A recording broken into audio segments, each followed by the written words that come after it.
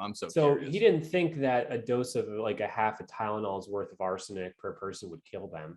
You dumb fucking idiot. Have you ever watched a fucking movie? Anyways, so well, he definitely doesn't not know as much about arsenic as you'd imagine a poisoner would.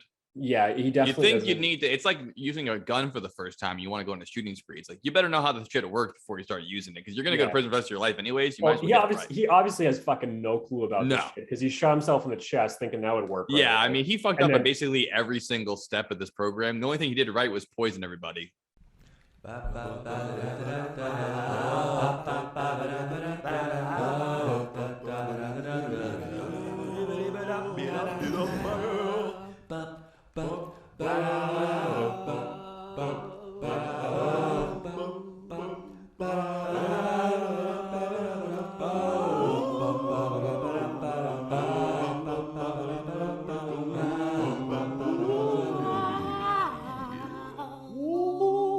Good afternoon or good morning, everyone. Welcome to the Dylan and Joe basement.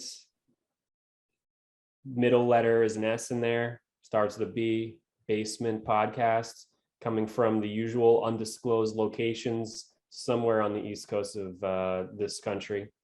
Eastern Standard Time. Eastern Standard Time. I'm your host, Dylan, and this guy is your other host. I'm Joe. Welcome back, folks. Welcome back, everybody. We're back here on Zoom again, just because sometimes lovers can't be together. That's right. The distance makes the heart grow stronger. That's the number one reason why we're doing this. We're better in our relationship. I want to love you twice as hard, so we have to be separated. That's right. Sometimes. Yep. So sometimes we got to be apart a little bit. So but what better time and place to talk about the all-time greatest poisons and all-time greatest poisonings? Hall of Fame poison. We're talking about toxins this week, folks. We're talking about the most deadly things that you can ingest, get on your skin, get in your eyes, whatever it is. We want to talk about the most poisonous things on planet Earth for humans. And we have a couple of stories to go along with them. Exciting, dark, a little bit morbid, but ultimately, I think very interesting. Very interesting, very methodical, and yeah, dark's a good word.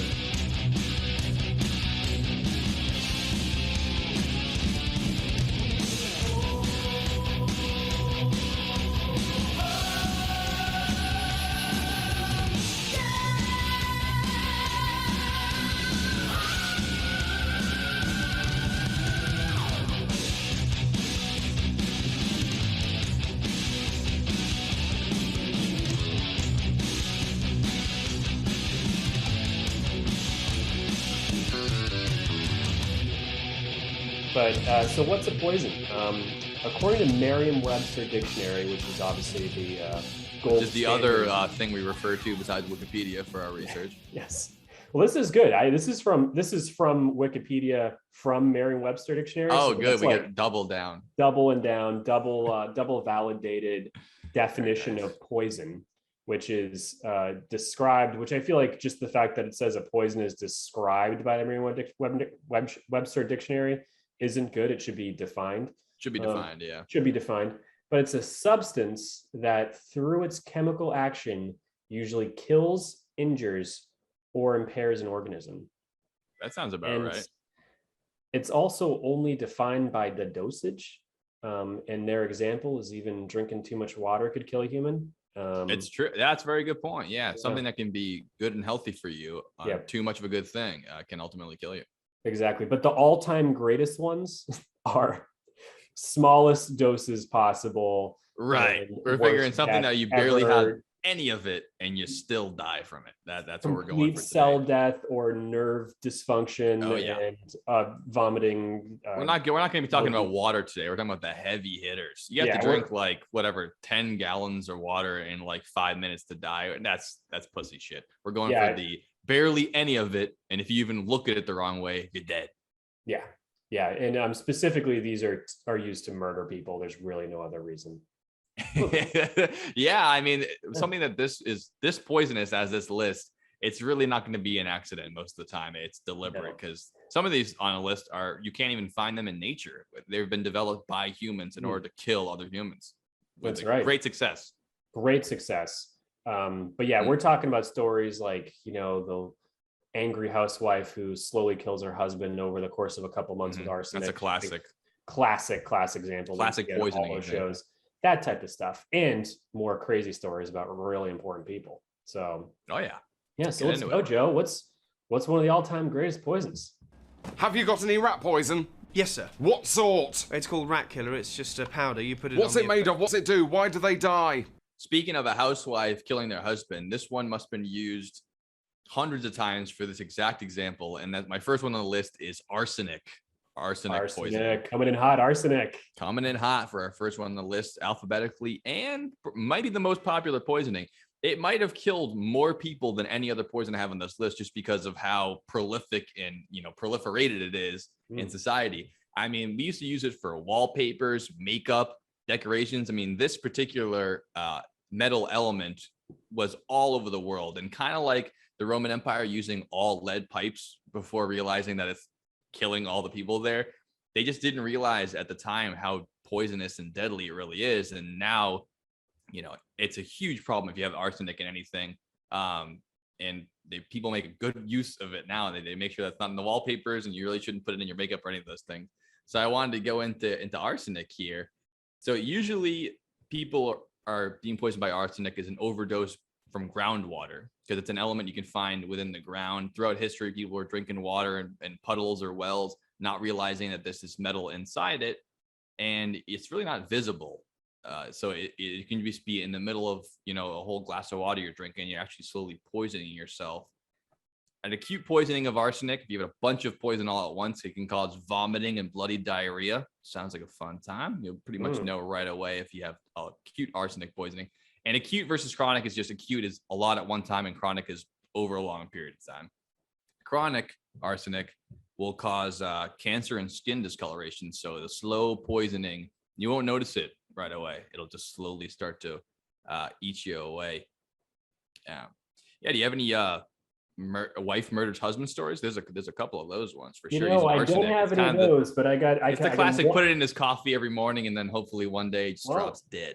We didn't touch base about this, but I do not have a husband kills their wife or vice versa story. Oh yeah. But when I think of arsenic, I immediately think of the stories I've heard of wives using arsenic, because you used to be able to buy it basically at a store back in like the 20s and 30s, and they would just put it in whatever, and you're not supposed to use it for that. Yeah, so I think you still can buy it in rat poison, right? Because that's kind of what, or do they stop selling it? I'm not sure about that. I have another one on the list that was used frequently for pest control and rat poisoning, stuff like that. Yeah. But they probably do still have it in some substances, for sure. But just not in people's wallpaper anymore, because it's just a bad look. Yeah, the source of this arsenic is one we didn't mention yet, but we've got all-time greatest true crime in Maine, the state, from 2003, April 23rd, 2003. Walter Reed, with the same last name as me, Walter Reed Morrill, everyone called him Reed, heard that there were leftovers from the bake sale the day before at church. Yummy. So they'd be the perfect pairing for some Swedish coffee that they could all enjoy after going to mass. Yeah. So that's where this all starts. So we've got New Sweden, Maine, population 600. So that's a town in Maine called New Sweden. So I've never heard that before. 5 hours north of Portland, Maine. And guess why it's called New Sweden? It's where the Vikings landed. Well, the Swedes landed there a couple hundred years ago, 51 of them to start. And it's currently an inbred bumfuck Maine town that has 600 people derived from 51. Most of them can all blonde hair, blue eyes. Most of them can trace their lineage to those first 51 people that landed in that town. That's how where we're at right now. Wow. And of those 600 people, 16 of them really like coffee. Below the church when you go to church, you go downstairs and eat pancakes and have coffee and that type of thing. So, I would like some Java, please. Some and it says they drink. So the big thing with this story is that they like strong Swedish coffee. And to be a Swedish person who lives in New Sweden, Maine, descended of 51 people a couple hundred years ago, they drink black coffee, and it's incredibly bitter and strong, and that's what they call Swedish coffee. I didn't know that was a thing. Did you? Like Swedish That's coffee? news to me. I don't associate coffee with Sweden at all. But I guess all those Scandinavian countries, if they're going to have their coffee, I can't imagine a bunch of sugar and a bunch of cream and hazelnut flavor. I picture it being bitter and probably cold and awful, much like life is there. Yeah, right, exactly. So so they like their coffee, and of the, let's say, 50 something of them at mass, maybe even 80 of them, 16 folks decide to have a nice cup of strong Swedish coffee. And the first guy to notice something was Walter Reed Morrill and his wife. They went to the church, went upstairs to church, and then had their coffee. And everybody who had this coffee, all 16 of them, said that and they love bitter coffee, there was this extra aftertaste, a weird bitterness. They drank it anyways. Even more bitter than usual. Just how we like it. Even more than usual. And Walter was a good guy. He was a guy who the whole town of New Sweden liked, because he picked blueberries for a living, and then he worked on like construction for them. Just a guy of many trades to keep the ends meeting. And he is the first one to get very sick after having this coffee. So he goes to the hospital. Oh boy! Hey, 1 second. You're frozen right now. I don't know. Am I frozen for you? No. Oh, no, you're good now. Okay. So Walter Reed Morrill goes home, starts literally puking his brains out. Oh boy. And that's problem number one. So he went to the hospital. No one knows what's going on. He's the first one there. And then they only know it's not spoiled milk because they didn't put any cream in the coffee at all. Yeah, exactly. Yes, that would be my first thought. You had coffee, you probably had bad milk, and now you're puking, but that's not the case. Yep. So yeah, it's definitely just the coffee, or it's the water. But so he started puking his brains out. He had heart surgery recently. Like, he's not someone who's like in the condition to be going through this shit. Yeah. And shit's really fucked up. And he died within like a day. But within that 24 hours, the rest of the 16 people showed up, and they overwhelmed the hospital.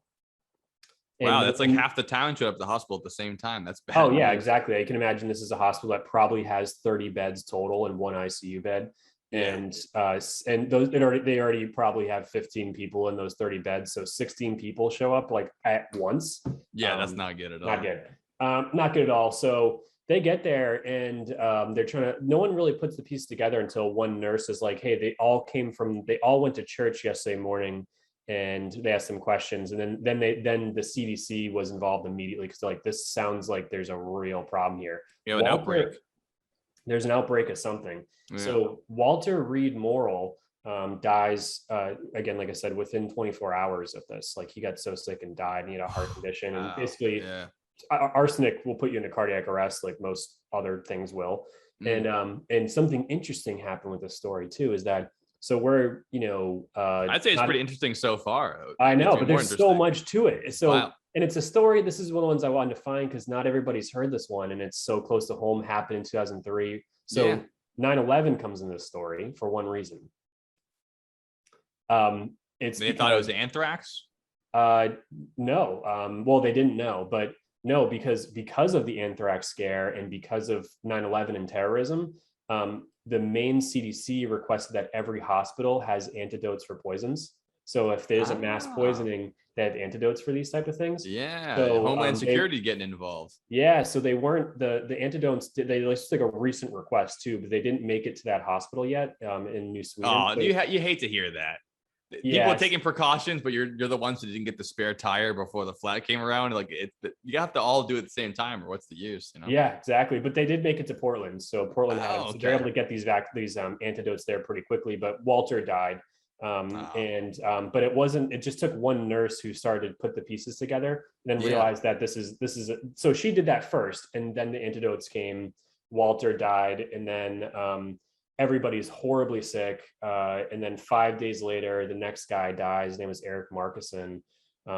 And at this point, another person within a couple of days goes into a medically induced coma. I mean, these people are getting sick over time, and it's fucked. Yeah. So And that's there something to was look one- at going forward too, or like you're taking a poison, you're picturing like in a movie, you drink the cup, your mouth foams up and you grab your chest and you collapse over. But just because you don't die immediately doesn't mean that it's inevitable.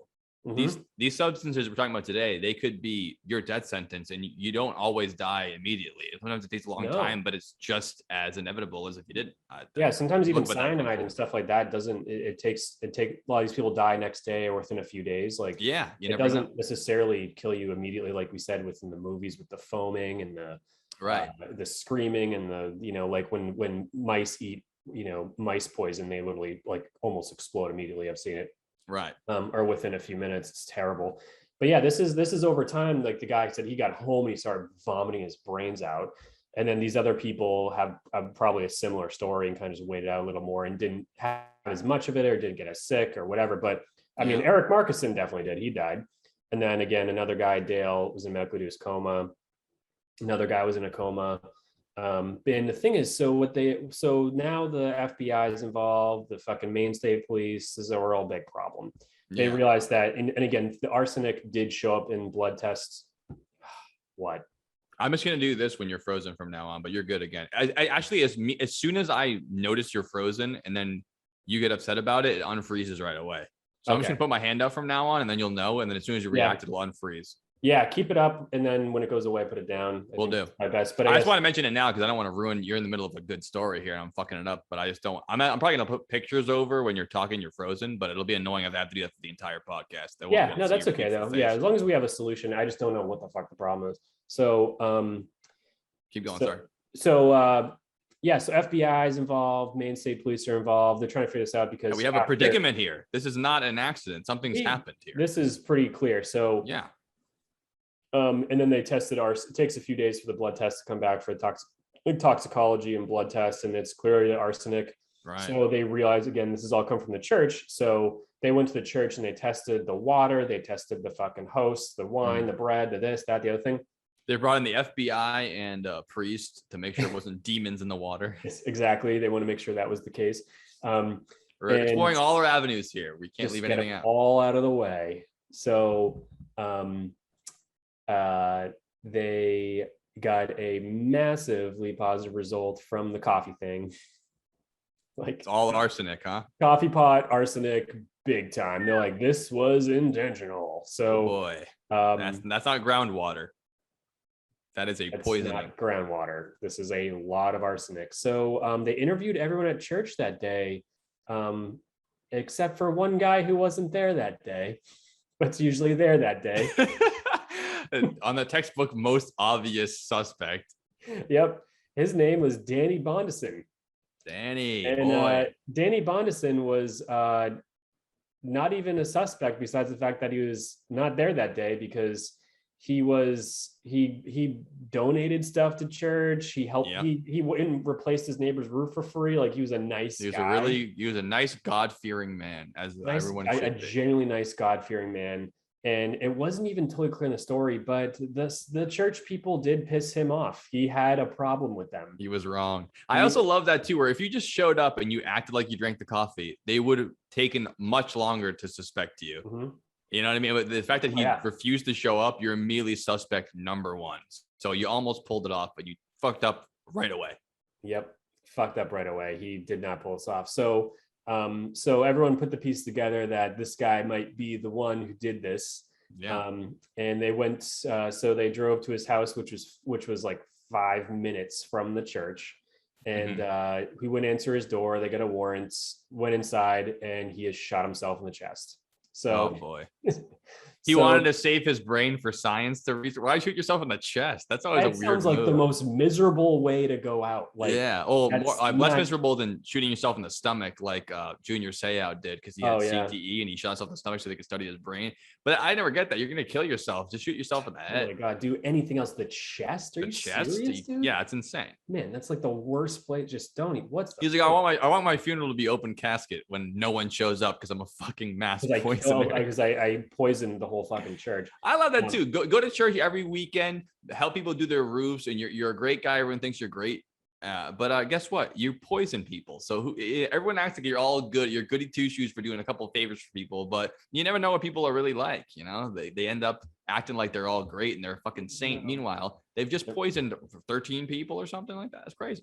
Yeah, it was. I mean, clearly he did it. He wouldn't shoot himself in the chest just for being accused.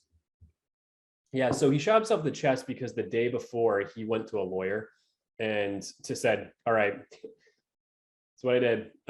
Yeah. And didn't really get good feedback from the lawyer about how well he's going to do for the rest of his life. The lawyer's like, wow, you should probably kill yourself.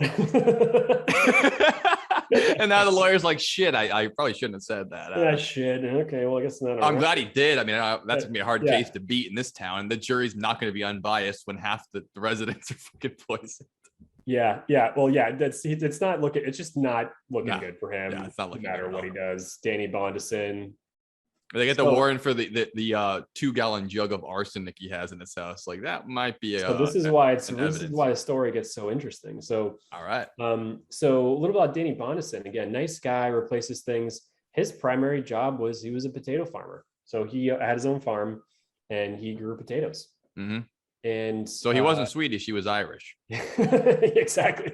I don't know. One Irish guy. It sounds pretty Swedish to me. But he sounds like Danny Bonaducci, thinking of Irish people with that red hair. Yeah. Danny. I mean, he's probably half Irish, half Swedish. Only the good half. Only the good half. Yeah. So he's a potato farmer. And these days, potato farming, they spray sulfuric acid over the potatoes because obviously they grow underground. They have that thing, and it like helps them die faster, so you can harvest potatoes easier. That's why they kill crops before they harvest them, because it just makes the process easier. Yeah. And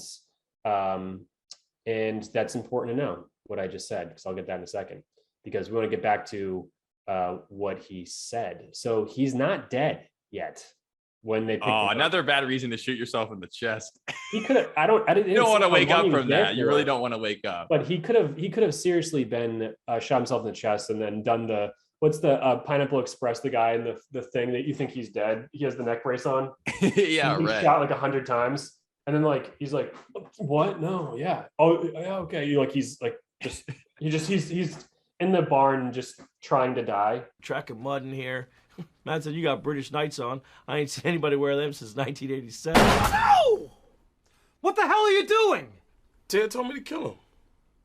Well, how about a little fucking discretion here? See right there. You see it? You catch it? See what? You used to not give a fuck about discretion. I seen you pull somebody's jawbone off. I seen it. You was ruthless. You was ruthless, man. What the fuck, man? You shot me in my stomach. I'm gonna die now, probably. Then I had you all over here for dinner.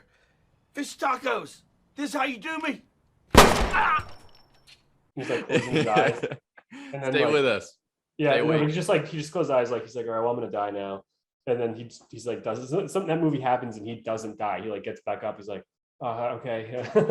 Yeah, he gets in the Daewoo and goes saves his friends. Yeah, exactly. Yeah, I forgot, man. Bros before hoes. I forgot that. Yes, exactly.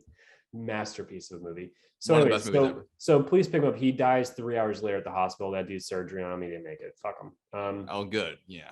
But he did leave a suicide note. The last thing you want to do is show up at the trial and you have to testify with one of the tracheotomy reporters. I am not guilty. Yeah. This is a mockery of the judicial system. Yeah, exactly. So I'm not gonna read the whole letter, but he said, which is interesting. He wrote a letter. This is before or after he shot himself in the chest? Before. Gotcha. So the interesting thing is that there's a lot of conspiracy around this because they think he might not be the only person who did this, but I also see no reason why he couldn't pull this off solo. Yeah, one person could easily do this. Yeah. Oh, that's the thing about poisoning. We'll find out from the more stories that it doesn't take a whole team of people to do it. If you have the substance, you can kill a lot of people. You don't need to. The way he did this is way easier than it's exactly what you think. So anyway, so he said, "I acted alone. One downpour judgment ruins life, but I did wrong. Okay. I thought it was something. I had no intent to hurt this way. Just an upset stomach like the churchgoers did me." Wow. And- So he sounds like Nate. He doesn't know how to text, but he wrote this out, so he had some time. Shout out to Nate from CDC or CTC, CTT, whatever it is. Yeah, exactly. Yeah. What the fuck? You thought they're gonna get a tummy ache? You don't use arsenic. Put Epicac and make them all puke. Have you ever heard how to Yes, prank people? I know. Or maybe or laxatives. Eye drops. Sure, it's saline. Yeah. I mean, Anything. you don't need to put arsenic. That's a poison. It'll kill people. Yes, seriously. So A fucking maniac. pretty stupid. They gave him a fuck. tummy ache. What they hurt his feelings? I want to know what they did to him. I'm so curious. He didn't think that a dose of like a half a Tylenol's worth of arsenic per person would kill them. You dumb fucking idiot. Have you ever watched a fucking movie? Anyways, so well, he definitely does not know as much about arsenic as you'd imagine a poisoner would. yeah, he You definitely. think you'd need to? It's like using a gun for the first time. You want to go on a shooting spree. It's like you better know how the shit works before you start using it, because you're gonna go to prison for the rest of your life anyways. You might as well get it right. He obviously has fucking no clue about this shit because he shot himself in the chest thinking that would work. Yeah, right. I mean, he fucked And up then- at basically every single step of this program. The only thing he did right was poison everybody. Yep, exactly. But he really fucked up. He can't even kill him. I mean, this guy really is just his measurement skills of like, oh yeah, I'll just do this and shoot myself dead center, miss my heart, and hit a bunch of other shit. Yeah, he shot himself in the sternum. Hours to die if you shot yourself in the chest. God damn. Dumbass. And then hurt I'll like put hell, some too. I could pick anything else to put in the coffee, but I'm gonna choose fucking arsenic. Yeah, why don't you just be like a gentleman and spit in the coffee like anyone else would? Anything, any body fluid, just do it. Just don't. Yeah, or piss in the coffee like that guy who got fired. You ever see that clip of the guy who pissed in the coffee pot and he gets fired that week because they have a camera inside the office of him pissing? No, I need to see. Maybe we can show that. He only got fired because they looked at the cameras. No one, because you don't have to go to the hospital for drinking piss. No. So they wouldn't have ever found out. So I'm Yeah. not saying that guy's a hero either, but I'm saying there's smarter ways to go about revenge than committing mass murder. Yeah, he just wants them to have diarrhea. Like, what is this, dude? Yeah, Anyway, he didn't think it through. I'm not going to dwell on it. Yeah, so it's interesting. So this is pretty much the whole story. Not too many people died, but everybody got sick who drank it, and Danny Bondison is dead. And where did Danny Bondison get all that arsenic from? I didn't know this. I do want to know that. Yeah, please. Yeah, that's the important part. So I was like, all right, so how do you get arsenic? Because I know that you can get rat poison and stuff like that, but rat poison comes in crystals, and it would be still kind of sketchy to pull that off really well. And yeah, you want the liquid form where it's soluble in the liquid, so you can just drop it in something. That's the good form, which I'm sure you can't purchase that anywhere. You'd have to have a lab. He had the good stuff, and here's where he got it. So he's a potato farmer, and I mentioned sulfuric acid. So yeah, but you keep saying acid though, but you mean to say acid, right? Yes. Oh, the first time I was like, oh, you just whatever, misspoke, but yeah, acid, right? Okay, good. It's acid, not acid. Yeah. All right. So sorry, my accent is it's getting to You got that that New England accent. New England accent. Yeah, let's drop some acid this weekend, dude. Smoke some hashish. Fucking acid. So he is a potato farmer. And in 1995, they banned arsenic from our agricultural uses. They used to spray it on top of potatoes to do the same thing the sulfuric acid does. Oh, okay. So a lot of guys, a lot of old farms like that in the middle of Maine have. You saved it for a rainy day. He goes, I'm not gonna get rid of this quite yet. This might come in handy. Let me just check. So they can find these old metal cans of arsenic. Yeah. And he had one of those, and all he did was, while everyone was upstairs at church, he went downstairs and made a pot of coffee. Wow. I like how he saved it for 8 years. And he's like, what am I gonna ever use this for? Like, oh, I know, just the thing. I want everyone to have diarrhea. That's what I use it for. You got that accomplished. Unfortunately, you're now a murderer. So that's you're a murderer. And the sad thing is that after the people who didn't die, especially the ones who went into comas, not even counting them, just the amount of internal damage that these people had. The doctors and theorists think that basically if you're exposed that much arsenic, your body ages like 20 years. There's no coming back from it. Even if you survive the initial poisoning, you tore yourself. That's awful. Yeah, you're pretty fucked up. Yeah. So that's a story about arsenic. So what do you got next, Joe? Wow. Good old Danny Bonaducci over there. Poisoning all his friends. Up in New Sweden, Maine. That's awesome, man. That was a great story. Thank you. My little anecdote at the end was just that actually Napoleon Bonaparte, the Napoleon, died from arsenic poisoning. But much like I said earlier, it wasn't, or historians don't believe it was a deliberate poisoning. They don't think that anyone went out to kill him. They think it was just probably groundwater and arsenic heavy metal poisoning. He didn't realize he was drinking that on wherever they. Now I'm feeling an idiot. I don't think he was. France? But that they sent him. They exiled him to an island. I know he's from Corsica. I don't think they sent him there to die. Whatever island they had him go die on, he died on that island. So he had 13 times the safe amount of arsenic in his bloodstream when he died. So he did die from arsenic poisoning, but it just wasn't.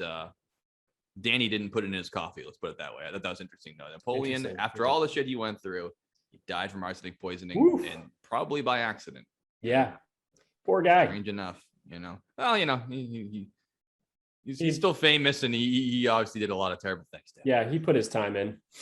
I mean, we're not as mad about him as other more common military leaders, or more modern, I should say.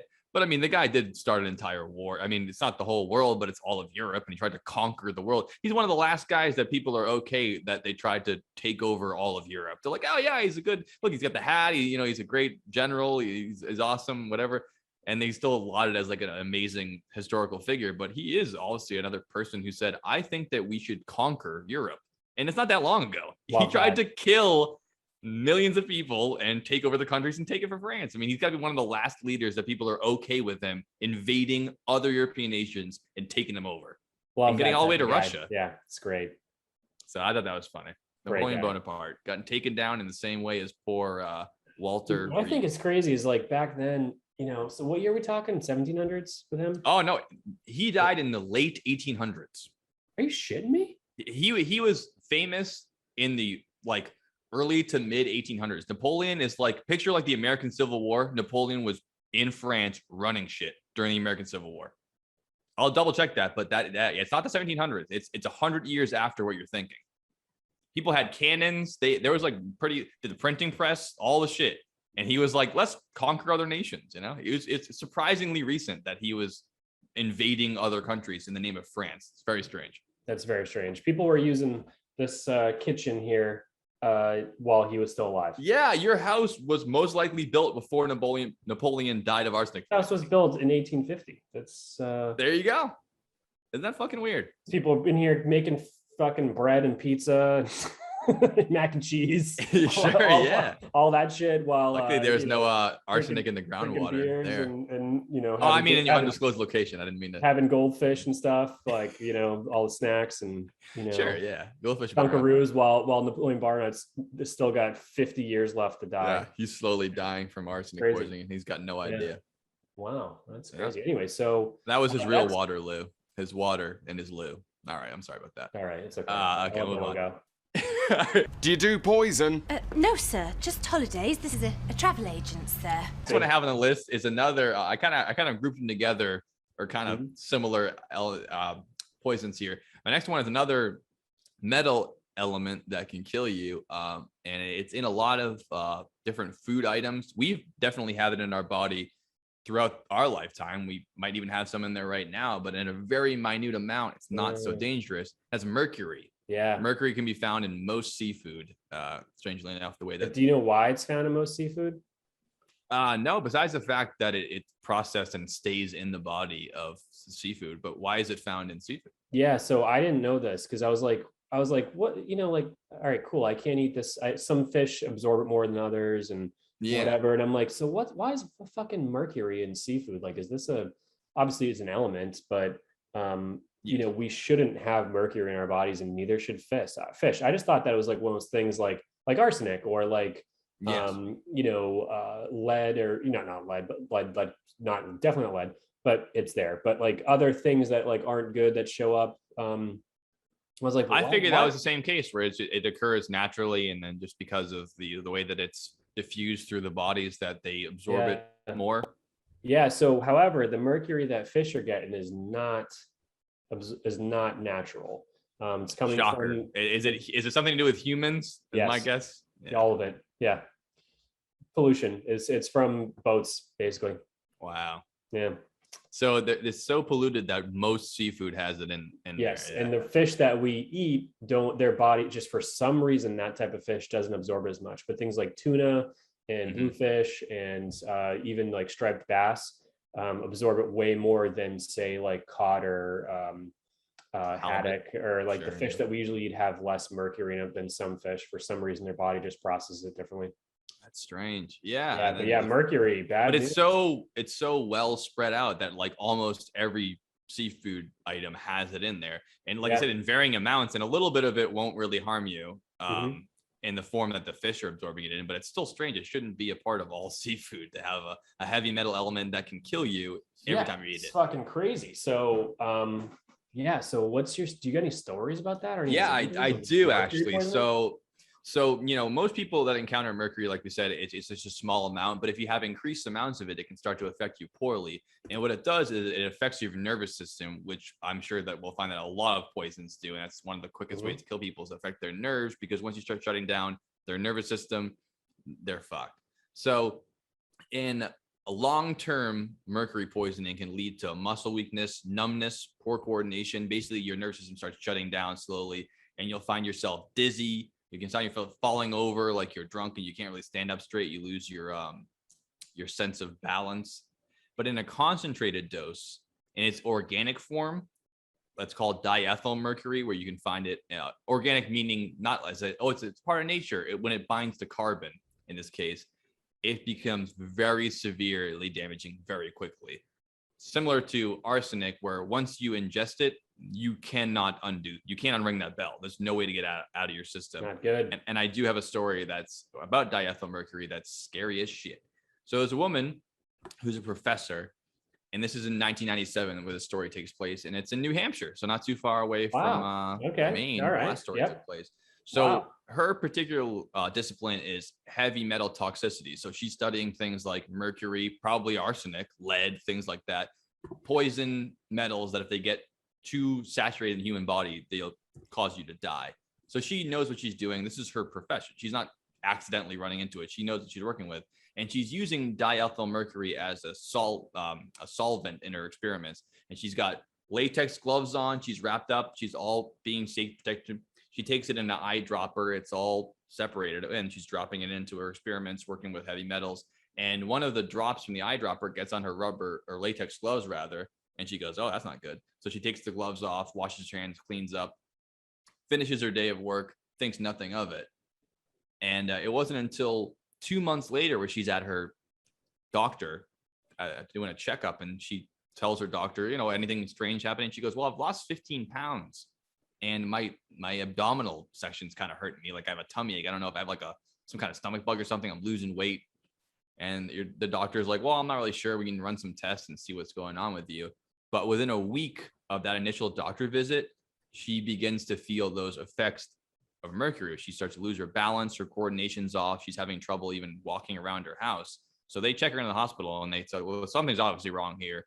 Can you think of anything that might have happened to you that would have caused this?" And she brings up the fact that she dropped that one little drop of that liquid mercury on her rubber latex glove, which she took off and cleaned up like a professional, as what she is. She took all the precautions she could.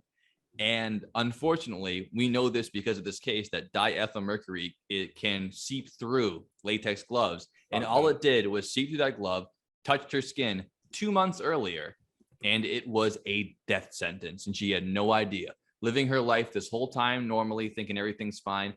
Within the initial visit, when she's feeling abdominal pain, a month later, she was in a complete vegetative state, basically brain dead. She couldn't recognize pain. She was on a ventilator, and she slipped into a coma, and she could not be saved. It was, as soon as they realized what had happened, there was no reversing it. Even if they had realized a week, 2 weeks earlier, it didn't matter. It was already in her system, and it was destroying her brain and nervous system.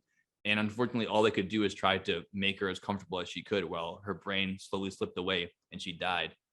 And that's all it was. An eyedropper, one little drop of diethyl mercury on her glove that she was wearing for protection. And it was a death sentence for her. So now people, obviously there's new regulations about how to handle diethyl mercury. You can't use latex gloves anymore, but they wouldn't have known that if it wasn't for the case of this poor woman who wasn't an idiot. She took all the precautions she could. And unfortunately, it shut her entire brain down to the point where she couldn't even recognize her own family or breathe on her absolutely own. insane. Just didn't know mercury. that. Yeah. However, I just did a little research because I want to know, because do you remember did you have as a kid mercury thermometers? Yes. Yeah. Before digital, there we had, for those people who were born after fucking 2000 or listen to this, Yeah, the little red stick, if it goes up and down depending. Yeah, on and it has a metal end on it. You put it in your mouth, and it was glass. The whole thing was glass.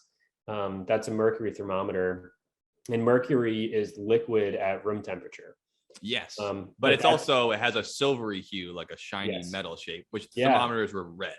Yeah, but it moved a red thing, but the mercury stayed at the bottom or something. I don't really remember, but that's a mercury thermometer, but that's a slightly different mercury than diethyl mercury. It's just called metallic mercury, so it still is horribly poisonous, but it won't do that same rapid destruction, right? As diethyl mercury from like a teeny drop that seeped through a glove. I mean, that's fucking insane. Yeah, it's absolutely wild. But yeah, I think that it's it's obviously a vestige of an older time. Mercury is a super cool element. The very fact that it's a metal, it's one of the only metals that's liquid at room temperature. It's liquid metal. Usually you have to heat it up for 1,000 degrees and it's white hot. But this is like a silvery metal you can drop on the table and see it spilling all over the place. It's liquid metal at room temperature. Very strange. It's very strange. But yeah, not as deadly as the diethyl mercury. I don't believe that diethyl mercury can be found in seafood. It's mostly the metallic. Mercury, I bet diethyl mercury is something that has to be like. But yeah, once it's bonded with those carbon atoms, fucking forget it. I don't want to ever be around that. That's terrifying. I'd almost rather have died that day rather than spend 2 months deteriorating and having no alternative at that point. I just watched a movie last night about a guy deteriorating. It's called The Fly. And he's another professional scientist. It takes him some time after going through the teleportation device that he made there where a fly snuck in for him to start breaking down, but like started with some hairs, then it started with this, then his ears are falling off and his fucking face is getting crazy, then all things full-blown fly. By the time you realize what has happened, it's already too late.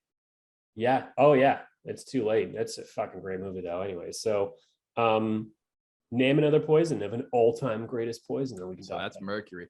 Do you do poison? No, sir, just books. This is a library, sir. Silly question. Do you do books about poison? The next one is the last one I had that's those are the two that I had for the elemental based ones, but this one is gotta be maybe the most famous poison of all time. It's gotta be up there, and that is potassium cyanide. Coming in big hitter, potassium cyanide. Every spy movie you've seen, exactly, soluble salts such as potassium cyanide, and including sodium cyanide. But this is the one that gets you quick. This is the one. It's the suicide pill you hide in your cheek and you bite down when they try to interrogate you. Or I believe that even Adolf Hitler chewed down on one of those cyanide pills. Take one, he pussed out after killing 6 million people. He couldn't handle the pressure. Pussy, biggest pussy of all time. Gotta be. And cyanides are like a byproduct of bacteria, fungi, and algae. Weird. They can also be found in naturally occurring substances, though, like in almonds. Which is funny because a lot of people think that cyanide smells like almonds, so that they describe that if you can smell it within the room. Interesting. But strangely enough, the almonds actually smell like cyanide. That the scent you get from the almond is actually that potassium cyanide scent to them, but it's such a small amount that it can't affect you whatsoever. It's like a microgram of it. So you can eat all the almonds that you can fill with your stomach. You'll never be able to kill yourself with cyanide poisoning, but that is the same chemical that's in there that gives them their scent. And some people actually, their genetics don't predispose them to smell it at all. So some people can't smell that cyanide smell whatsoever. Not like it would matter. Once you come into contact with this stuff and you ingest it, it's going to be tough to get out of it. What it does is it binds to the iron in your bloodstream, which makes it impossible for your red blood cells to carry oxygen throughout your body. So once you can't get oxygen throughout your body, it's the same as being suffocated to death. Your brain's dead, your heart stops beating, you're done. So basically it strangles you from the inside by not allowing your body to carry oxygen throughout it anymore. A lethal dose to kill an adult is only 250 milligrams. So it's not very much, but that's just enough to fit in a pill, and then that'll do you in. Yeah, that's typical multivitamin. You can find it in apple seeds as well. Yes. It tastes a lot though. Yeah, a lot of seeds. Yeah, I've read that as well. Yeah, that's a crazy one. So we've got some real good stories for cyanide. You guys ready to put your seatbelts on? Strap in. All right, what's first? Quick one first, then we'll get to the real fucking. Mine's from all-time. 1982, so I imagine that's pretty recent. Or maybe yours is more So recent. my first one is 1920. What are we at here? We're in 1916. Sometime All over the right. course of the night and early morning of my birthday. Ooh, boy. December 30th, 1916. Just before the new year. It's almost 1917. It's almost 1917. We're in the and- throes of World War I, and I'm sure people are having a grand old time all over the world there. Yep. And one of our friends here who shows up almost every podcast somehow in 1916. Reoccurring December themes in this 30th. podcast. What was that? You always have these reoccurring themes and characters in the podcast. We don't pick it deliberately. They just keep popping up. They do. And our friend Gregory Rasputin is one of them. Rasputin making a comeback on the show. Love to hear from him. Yep. Love to hear from him. Thanks for visiting again. You're always welcome on this pod. He is You and your big old fucking brain. beard and penis that the chicks loved. So Oh, yeah. I think that's cool, man. He was a love machine. Love machine, but the Russian nobles were really eager to end his influence over the royal family. So what do? The first thing they do is they invite him over for dinner. And Perfectly innocuous at first.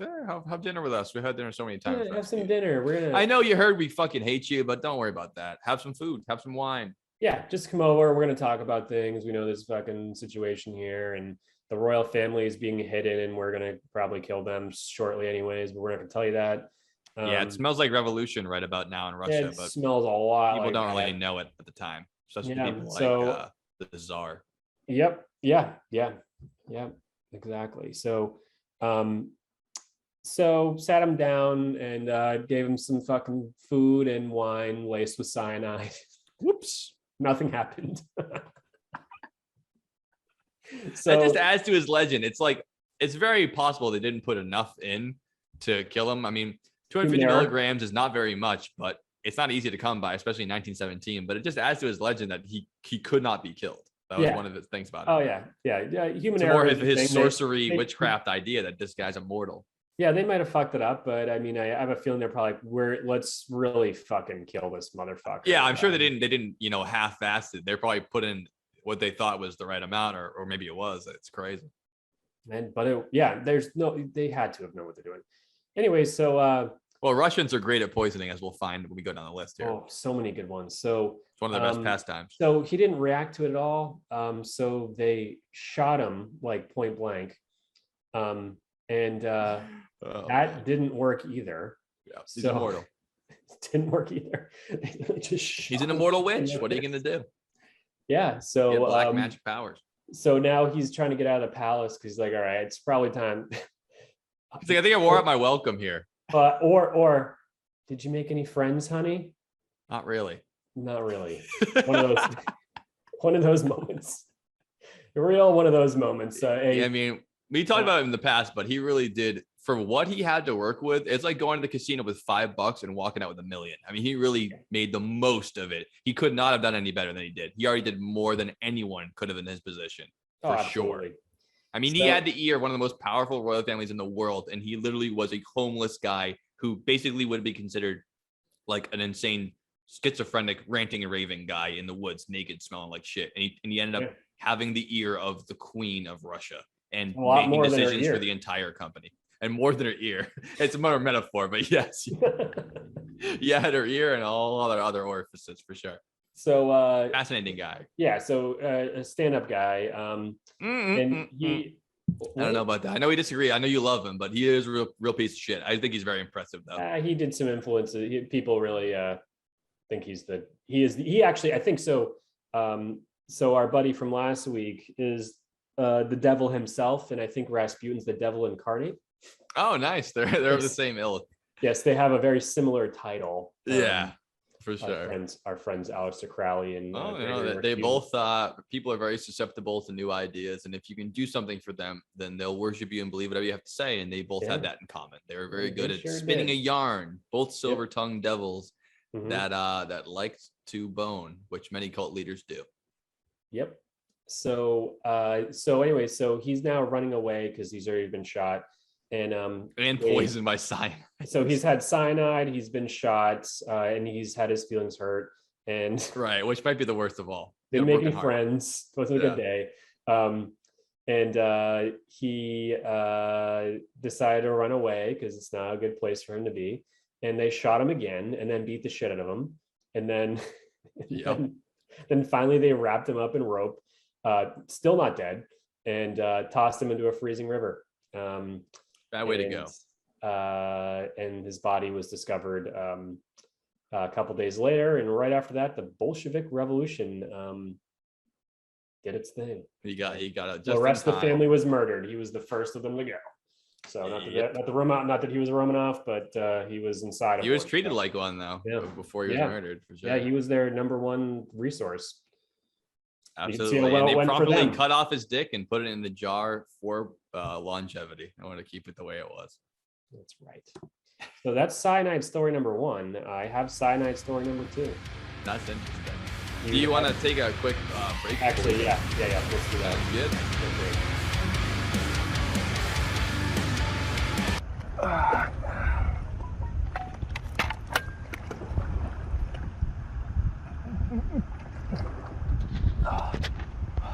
After a nice long day of getting to explore the sounds and sights of New England, nothing refreshes you better than Gatorade.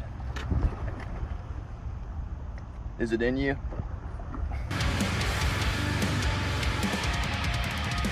So this is our second story about cyanide here, which I still think is probably the most famous poison in the world. Maybe not the most widespread and deadly, but like when you think of people being poisoned, you're probably thinking about cyanide.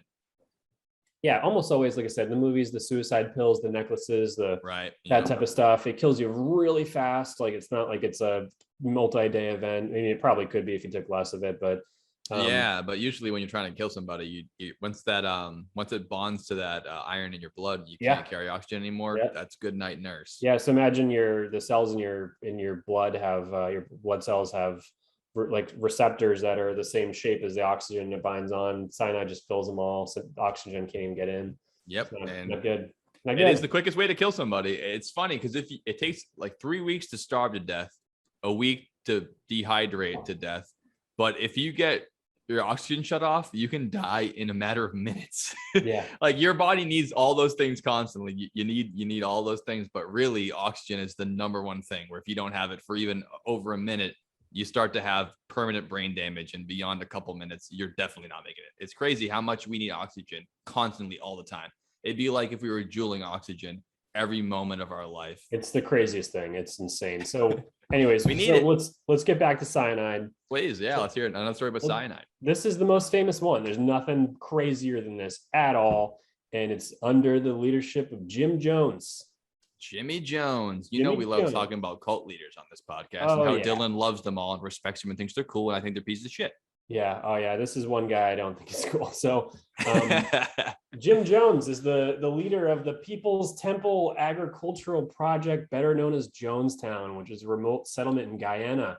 Established by the People's Temple. Started with around 100 people in America and said, the government's getting a little bit up in our business here. You better bring it down to South America. If we bring enough money, they won't give a fuck, which is still true. Yep, exactly. But yeah, U.S. senators went down there and checked things out because of before just things were, it's just getting out of hand. I mean, there's like 1,000 people who were members of this cult who lived in Georgetown. Sorry, it's hard to keep all those people happy, especially when their kids are there. Some of them are going to complain about the awful conditions, and then if they hear about 1,000 U.S. citizens going down to South America and they're getting abused, then people think we might have to check that thing out, make sure everything's on the up and up. Oh yeah, exactly. And there's minors there too. There's a quarter, over 30+% of them are minors. It's families, yeah. And there's guards with guns and crossbows and all sorts of things that is protecting Jim Jones and his followers and his sex cult and his hundreds of wives and all these theories about going to. It is the quintessential cult, the Jonestown. I mean, it really is. It is the definition of a cult. Yeah. And they became really famous on November 18th, 1978. Yeah, what happened to those senators? Did they successfully hide all their misdeeds when they went down there, or did something cataclysmic happen? Something cataclysmic happened. So the senators went down there and they started off by saying that things were basically in good terms. Yeah, they greeted them at the airstrip. They rolled out the red carpet for them. They showed them, they do the Disneyland tour where you see all the wooden stand-ups. And they go, oh, look, everything's fine here. It's a small world. And they give them the tour of, it's like the dictator tour where you have emissaries come in. You show them all the good shit. Like in North Korea, you show them all the fun shit. You have to stay on this track. It's a ride you go on. If you get off the track, you start realizing that this is literal hell on earth. Yeah. And they took the senators on the everything is all good tour and told all their cult members, if you say anything, you know what's going to happen to you and your kids. So make sure you lie to these fucking guys. Yeah, but it's weird because those senators said that things are basically in good terms, and none of the people he interviewed wanted to leave. Yeah, that was deliberate. He made sure all people who were disenfranchised didn't get to talk to them at all. It's a small dictatorship cult. Yeah, no, it is. No, absolutely. But they said in the report, like, even if 200 of the 900 plus people here wanted to leave, I'd still say you had a beautiful place here. But despite that report, Jim Jones said, I have failed. And Jones maintained that all is lost. So even during that whole thing, he already decided that it's time to fucking peace out. So yeah. Well, do you know the extra part of the story where they shot one of the senators in the airstrip? Yeah. Okay, I didn't want to roll it. Yeah. It's like, why do you think all is lost? It's because he knew as soon as a senator took a bullet that the next thing coming down here is the U.S. military, and I don't care how many guns you have, that's not going to last. Yeah. For Jim, they would have saved all those families if the military came down, but they wouldn't have saved Jim. They wouldn't have saved Jim. So. And any good cult leader knows it's all or nothing. Either I save us and we all live, or I die and we all fucking die. Any good cult leader knows we all die if I have to die. Either I can have you or no one can. And he knows it's time to die, so he convinced. So what he did was during this time, he prepared a large metal tub with grape Kool-Aid. And he added diphenhydramine, promethazine, chloropubazine, chloroquine, chloral hydrate, Valium, and not the hydroxychloroquine. cyanide. So we've got a whole bunch of nice cocktail going. Painkillers and benzos, and diphenhydramine is actually Benadryl, and I didn't know that. Promethazine is what people put in. I think that's scissor. It's an antipsychotic, but that's like Sprite and promethazine. Yeah. Drank. Yeah. So it was not about all these other drugs, but like a lot of fucking drugs, and then cyanide, and then recorded a death tape, which was 44 minutes. Have you heard that? Have you heard some of that tape? That is harrowing. I have heard it. I watched a show about this a while ago. It's a rough one. Not good. So anyway, yeah, you've got 917 deaths. Right. What is it, 150 or 200 of those were children that had no say in it? 304 of them were children. Even more than that. Holy shit. Out of the 918. This is mass murders. I haven't called suicide. Yeah, it was mass murder. Yeah, mass murder. Yeah, fucking bad news. So. And they had the parents feed the Kool-Aid to their kids and then drink it themselves afterwards to make sure, because they knew if all the parents died first, the kids would never drink it. So they had to make sure to murder the kids first so they wouldn't get wise. And then all the parents who were all wrapped up in it would be crazy enough to kill themselves afterwards. Yeah. It would have saved everyone a lot of time if Jim just drank it first and then everyone said, all right, let's want to go home now. Fuck this whole thing. That'd be so funny. I mean, but of course, as any good cult leader, you got to drink it last. You got to make sure everyone's dead before you drink yours. Yeah, but it'd be generally funny if that happened. That would have been great. That would have been a happy ending to a terrible story. If just he drank the first cup and everyone said, you know what? This sounds like shit. This is going to be terrible. Yeah, it's a crazy fucking story. So that's pretty much the story there. Wow. Yeah. I mean, that's one of the largest poisonings that you can think of on the list here. I mean, that's 900 people, 917 people. Until 9/11, it was the greatest single loss of American civil life. Holy shit. Yeah. I didn't even think about it that way. That's wild. And it was partially voluntary. I mean, people were brainwashed, but it wasn't like it was a massacre with guns or an attack from outside America. It was a cult poisoning their own people. Just so fucked. It's so fucked up. And he but however, that's not how Jim Jones died. He shot himself. Of course. Yeah. Not in the chest either. No, I think it said his left temple. Yeah, that's the way, because you actually gotta get it done the right way. There, you gotta go for the head. Yep. Yeah, it was pretty fucked up. So real piece. So that's a cyanide story, Jonestown. Holy shit. Yeah, I never gonna talk about Jonestown at some point in this podcast, but I thought it would be during a cult episode. But yeah, that is a good one. Well, no, we got a cult episode coming up, and it's we're going to talk about Jonestown. We're gonna talk about it again. We'll get more into it. About what made it so special. Yeah, for sure. That is wild, though. Yeah, my cyanide story comes a little bit more recently than that, but not much. And it's not at a massive scale, but it caused more panic in the United States than the Jonestown thing did, because everyone thought they could be the next victim of this. And this is in 1982 in Chicago. Have you ever heard of this one? 1982 Chicago cyanide story? Cyanide story. Once I start talking about it, you'll know what I'm talking about here. I don't know. And because it's called the Tylenol murders. Ooh, Tylenol murders. 1982, someone was lacing Tylenol capsules with potassium cyanide, walking into pharmacies and putting cyanide inside Tylenol containers and screwing the top back on, putting it back on the shelf. It led to the deaths of 8 people. People were dying every day. They had no idea why. They were just taking Tylenol they bought from the local pharmacy, and they were dropping dead. And it wasn't until they got to the hospital they were able to test the toxicology report and realize that they died from a cyanide poisoning. What the hell happened? And all they could think of was that they were taking this Tylenol. So obviously they reached out to the company saying, you might have to do a recall here. We got people dying from your Tylenol. What the hell's going on here? But it turned out is what the story was. There was a individual, or perhaps more than one person, going in and actually adding cyanide to previously packaged Tylenol containers. It wasn't anything to do with the factory or anything to do with the actual company itself, because they all happened within Chicago itself. So 8 people unfortunately died from this, and Tylenol was forced to recall all of their products in the entire United States. So it was only happening in Chicago, and they must have taken a big hit, even a bigger hit than Kool-Aid took after the Jonestown thing, whatever, how many billions of dollars they had to spend. And this is actually the reason now why every single over-the-counter drug is made in a tamper-proof seal package. Before that, you could just open it up, close it, and that was it. Now it has the child protective, it has the plastic seal over it. It's all part of the process to make sure this never happens again. People can't just walk into your local Walgreens and start putting cyanide in there and making people kill themselves. The scariest part about the story, though, I think, besides the fact that, people die without even realizing it, is that this person has never been caught. There's no indictments. There is probably hundreds of suspects, and there's been no charges ever brought up. And after 1982, no one has ever died from cyanide poisoning in Tylenol. And now, like we said, not only Tylenol, every over-the-counter drug has to have a tamper-proof seal because of this case. But scary. This person's never been caught. Who knows what else they did? That's crazy. That's cyanide for you, folks. Scary shit. Cyanide. Do you do poison? No, sir, just shit. This is Skegness. Don't I know it? Let's hear it. Next one on the list. Next one on the list, we have VX, the nerve agent.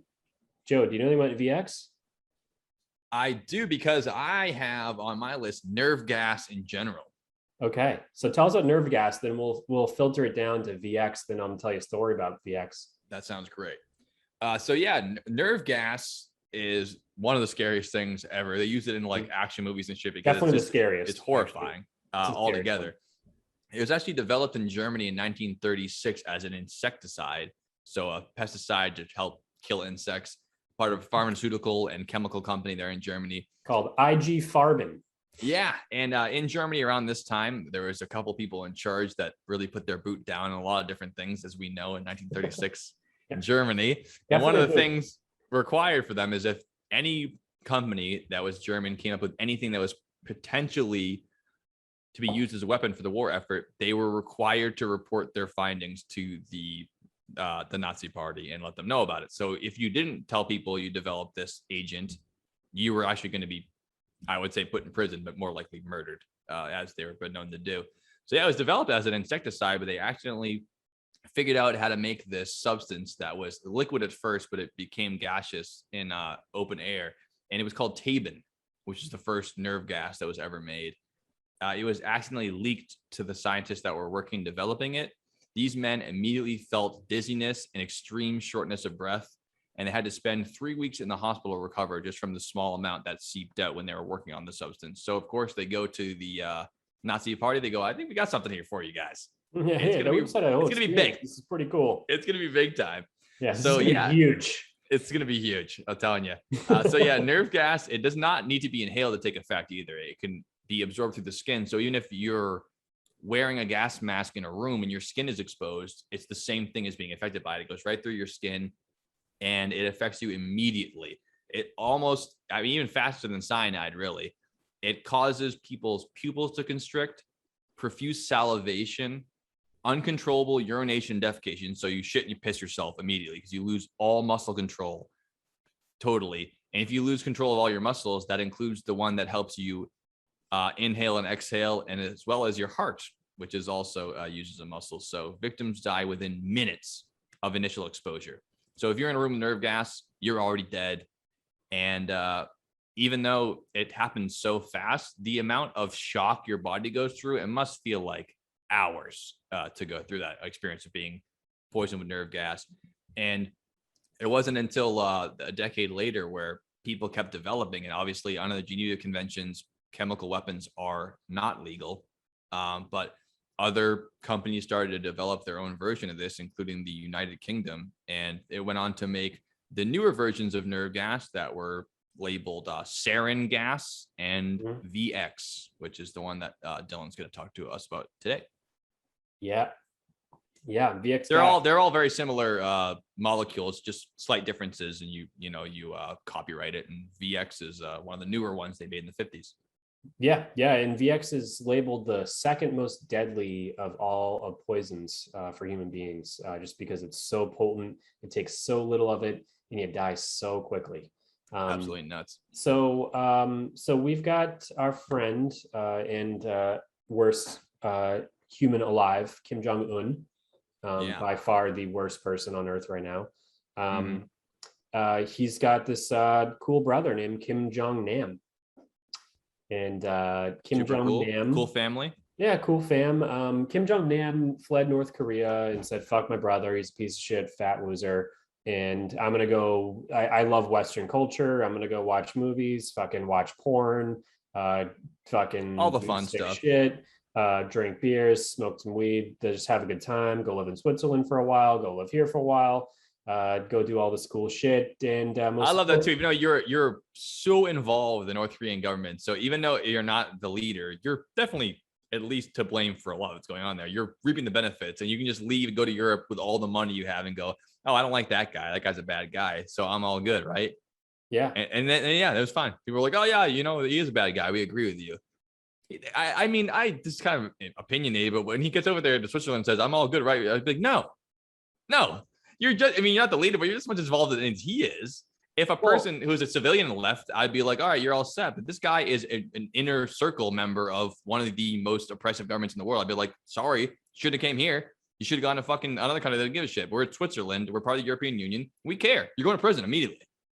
You don't get to hang out and drink beer. He didn't want to be involved. So his whole idea is that he just wants to go live a quiet life of what in Western culture, doing things that people do and not be like a big deal. It's pretty easy for him to fit in. Just doesn't tell people who he is, and they go, oh, you just look like another Korean dude who's whatever. I hear you. There's a lot of people who left Germany in the late 40s and went to Argentina that thought the same thing. I don't want to be a big shot. I just want to live my life out quietly over here. Didn't do anything wrong. He left as soon as he could. He just reaped the benefits of it the whole time. He didn't order the killings. He just got rich off of them. Yeah, I hear you, but he didn't want that. And I think he was offered the position before Kim Jong-un first and denied it. So don't quote me on that, but I feel like that happened.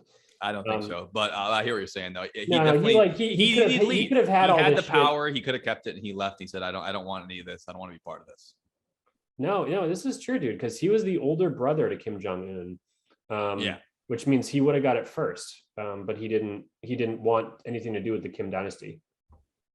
But well, he must have refused it beforehand though, because his brother was named the leader before Kim Jong Il even died, and this story takes place well after Kim Jong Il's death. So it wasn't like yeah, but he must have said I don't want in to advance. I'm going to go live in other countries or whatever it is. So, right. anyways, this story takes place with our friend Kim Jong Nam at the Kuala Lumpur airport in 2017, and I think that's in Indonesia.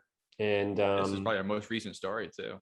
Yeah, this is our most I remember this recent being in far. the news. Like this is very recent. Yeah. Yeah. So February 13th, he's on his way to board a flight back just home before to Valentine's Day. He must have had to cancel his dinner plans. Oh, I know. To Macau, Macau, which is where he lived. I don't know where that is, but all of a sudden, you've seen the footage, right, Joe? Yes. Oh yeah, it's crazy. The airport. It's in the at the airport. Yeah, he's in just a random airport terminal. I'll see if I can't find it for the podcast. Definitely put it up there. I mean, viewer discretion advised. This is not good. It's not a good one. But he gets pushed especially when you hear the rest of the story for sure. Yeah. So he gets pushed on the floor by two women, and they press a handkerchief to his face, and then this is what happens. And this is they did the test and determined it was VX, and he.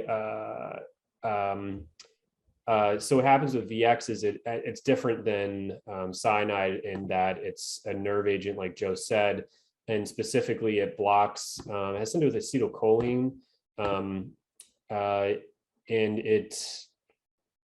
the chemistry is a lot more sophisticated to somebody who doesn't understand this, like me.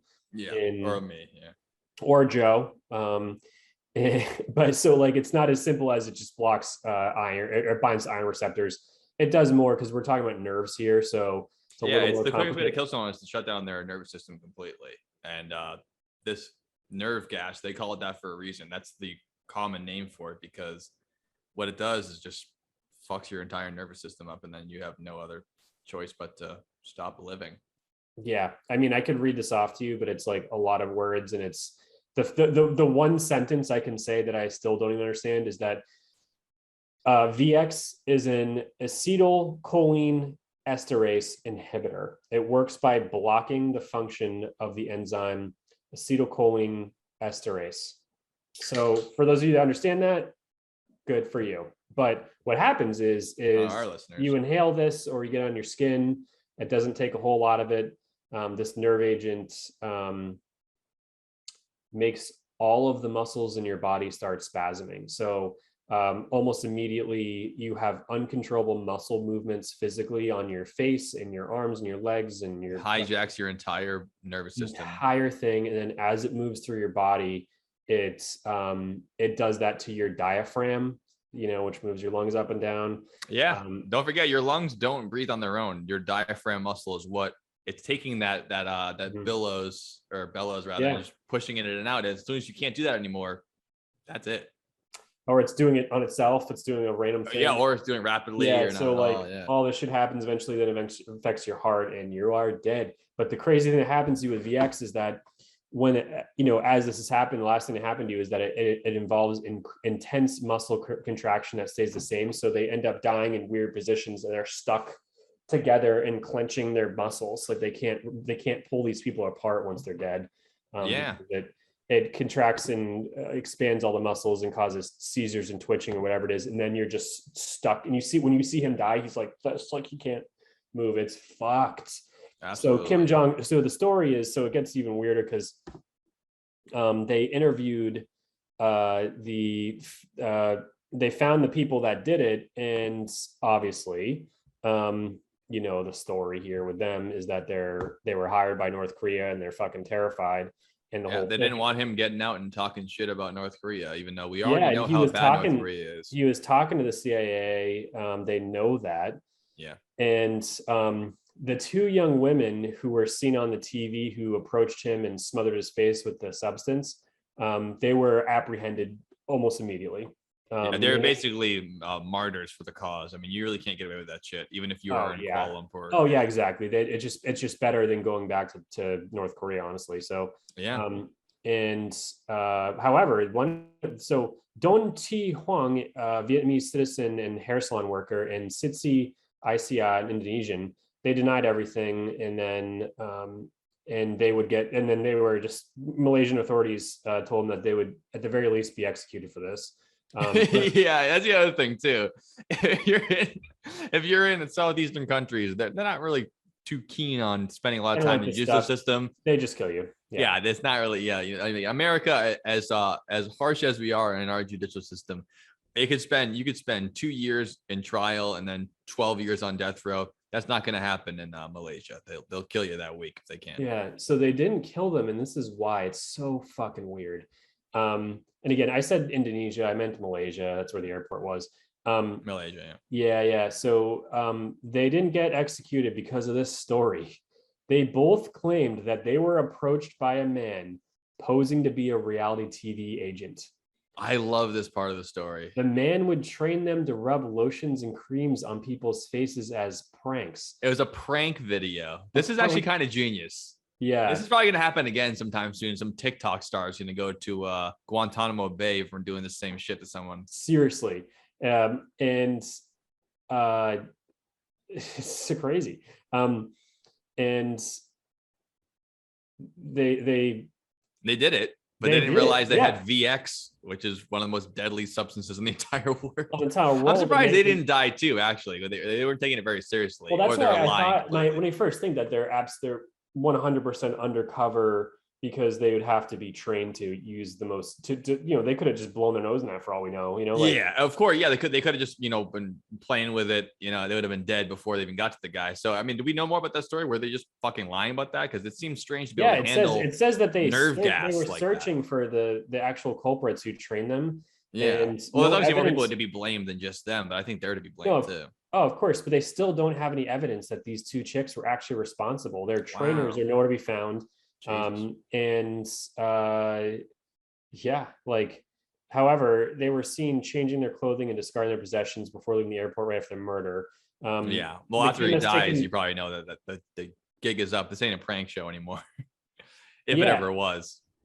Right. Yeah, exactly. So then the chemists taken into custody for providing the VX to the women. So they have a person who gave that to those people, was friendly with North Korea. So the thing is that, it sounds great that this is like they said a game show or whatever it is, but there's just no way. It's too cute. It's too, I get it. If you threw a pie in someone's face and it turned out it wasn't a prank show, but I mean, like we said, we're talking about one of the most poisonous substances to ever be created on the planet. I mean, it's really no way you can handle it as a prank. It just and this is a very powerful person in the world who's a fucking asshole. But I wonder if there's any more to it with that aspect of it, where it's like, well, we really can't blame these girls because this, that, and the other thing. I mean, there's got to be more to the story than. Well, there's always pressure on those people. I mean, North Koreans will do anything because of so many different reasons. But they were, especially since they were changing their clothes afterwards and stuff like that. Like they knew. And a lot of these people don't have passports, IDs, anything. They could have been given fake passports, fake IDs. I mean, as far as the world's concerned, most residents of North Korea don't have a name or any identifying factors whatsoever because they basically don't exist. They live in this hermit kingdom. So, who knows if these women were even from, whatever, Indonesia or wherever they said they're from. They could have just been lifelong residents of Pyongyang. They give them a fake passport and then you're off to the races. And as far as the world knows, that's who you are because you've never been identified any other way at all. Hey, you can escape North Korea if you go do this. I'd do it.